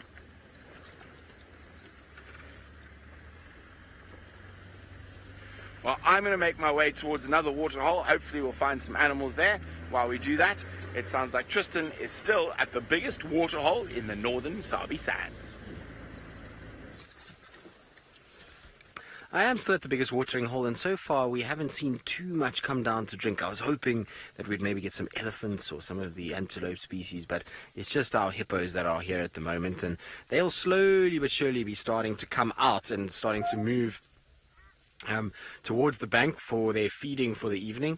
But I think with us here, they're going to be a little shy, and maybe that's why they're still staying where they are at the moment. So they're just still sitting tight, really, in the water, just like they have been for the last sort of few hours or for the course of the day. So hopefully they'll get up and move just now, but at the moment, still very sort of relaxed and taking it easy. It's still quite warm at the moment. It's going to get a little cooler tonight because there is a bit of a wind and cloud, and once that kind of blows in, that will be better. Danny, you're asking how many types of frogs are there? Well, here in Southern Africa, there's 161 or 168 species, I would think. Let me just double check for you quickly, Danny. But there's about 161, I think, in Southern Africa. And then in this particular part of the world, we see 39 different species, as far as I know. I'll just double check it for you. 161 species in Southern Africa, and in this part of the world, I will tell you now just to make double sure, but it is somewhere around that area. 45 species. So 45 species in this part of the world, and 161 species throughout the world, throughout the whole of Southern Africa. Now, it's interesting because you're asking about frogs, and yesterday was actually World Frog Day, so I hope that you celebrated World Frog Day and that you learnt about frogs, because frogs are very, very special animals. They are an indicator of a very healthy system, and without frogs, many other animals wouldn't survive. So it's important that we have lots of frogs. At the moment, though, our frogs are not very many because we haven't had too much rain recently. Even though we've got a lot of water here, a lot of the frogs rely on rain, and so if we don't have too much rain, then we don't see too many of the frogs at all. So we haven't haven't seen too many frogs recently. You hear them a little bit here and there, but they prefer areas where there's at least a little bit of grass and some vegetation that they can use. Now, Geordie, when these hippos encounter a crocodile, you want to know what happens. So in this area, we do have crocodiles in this waterhole. At the moment, I can't see any of them. There's 2 crocodiles, big crocodiles that live here, and then a couple of little babies. And when they normally come across the hippos, they just go their separate ways. And the reason why is even though crocodiles are very, very big and very powerful, a hippo is even more powerful than the crocodile. And so the crocodiles will try and grab baby hippos, but they will never go after big adult hippos because the big adult hippos are too strong, too powerful, big, powerful jaws that they can then try and bite those crocodiles, and they can do a lot of damage to a crocodile. They can even kill a crocodile. So the crocodiles and the hippos have respect for each other. They just go different ways. They try not to interact too much. But if a crocodile comes near a baby, then you'll find the hippos will chase that crocodile away very quickly, and they'll try and kind of either bite it, or if the crocodile doesn't get out the way, they'll even kill it. So got to be very, very careful if you're a little if you're a crocodile and if the hippo's around. But there's a hippo yawning. Is it got its mouth open? No, it's just closed it. Sorry, it's my fault. I only saw it quite late, but I was hoping that we'd see a hippo yawn, but it yawned a little bit too far away, and so we didn't see too much. But I think what we're going to do is probably leave this waterhole now, because everybody is still staying in the water, and we're going to try and see if we can find some other nocturnal creatures that Brent was talking about. But before we go, Lily wants to know about where these hippos sleep.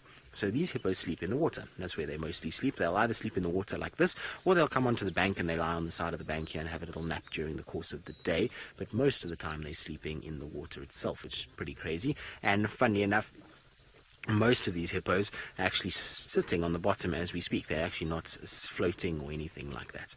Good, well, we're going to carry on. We're going to try to find some of those nocturnal animals using a spotlight, but somebody who's already got their spotlights out is Taylor, and let's see what she's managed to find. I find, but no, I've already caught like 6 insects in one eye thing, which is really good going. So we have got a spotlight out, and we are looking for chameleons. We are looking for snakes. We are looking for bats and bush babies and genets and servals and all sorts of things. And owls. Zachary, you're wondering if we have snakes here. I'm going to show you one now.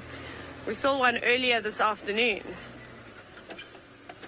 I took a photo of it, so I shall show you a picture. Let me get my camera out.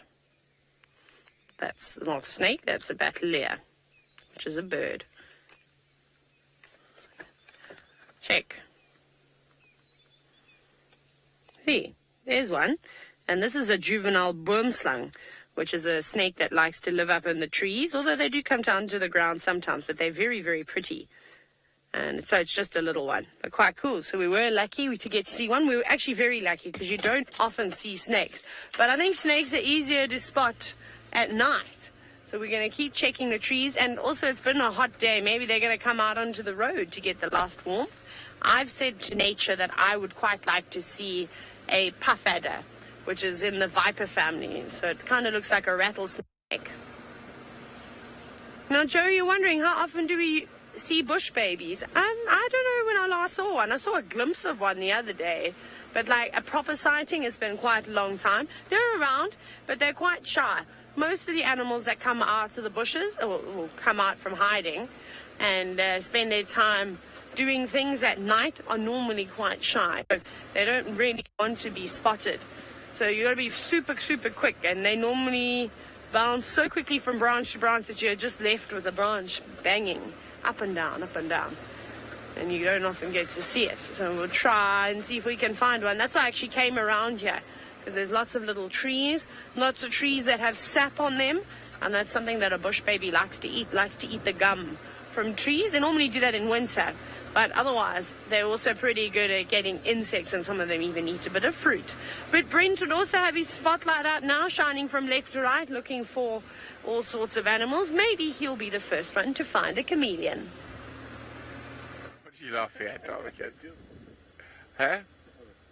What are you laughing at?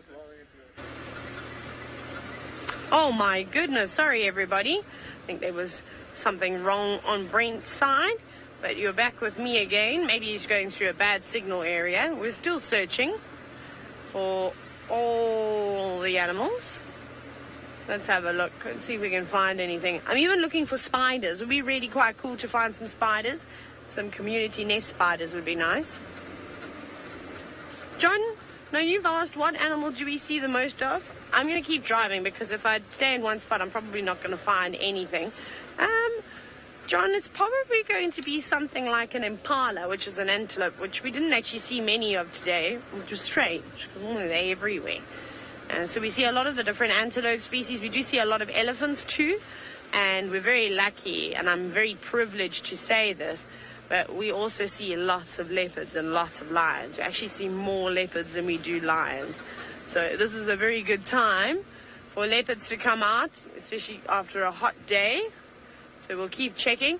And I'm listening out for alarm calls. So I'm not just searching with my eyes on the spotlight. I'm also using my ears, because if an impala or a kudu or a waterbuck or one of the antelope species does spot a predator like a leopard, a lion or hyena, they're actually going to give an alarm call and then lure us there.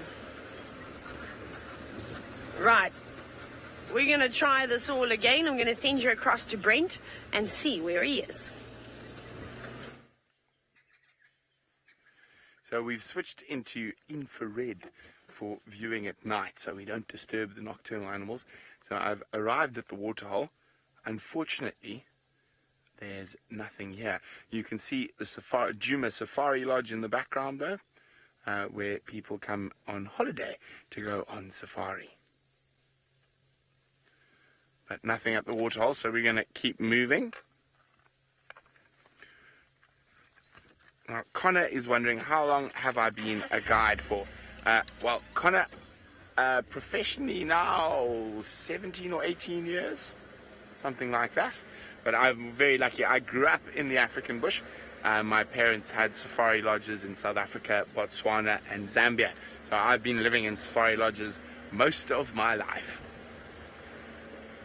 And I've been guiding since just out of school.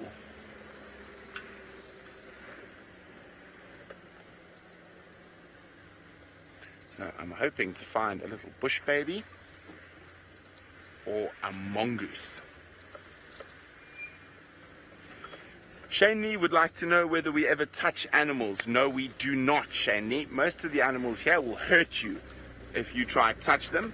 Now, it is a very human thing to want to touch animals, but a lot of wild animals don't like being touched, and it's not nice to keep them in cages or zoos, so it's much better if we don't touch them and we just watch them in their natural habitat doing what they want to do. That makes them much happier than being in a zoo or somewhere where people can touch them.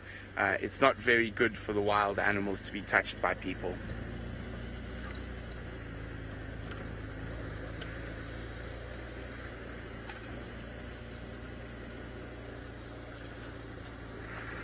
Nicole is wondering, is it difficult to find animals? Nicole, sometimes yes, sometimes no. Sometimes we can drive around for 6 hours and see one animal.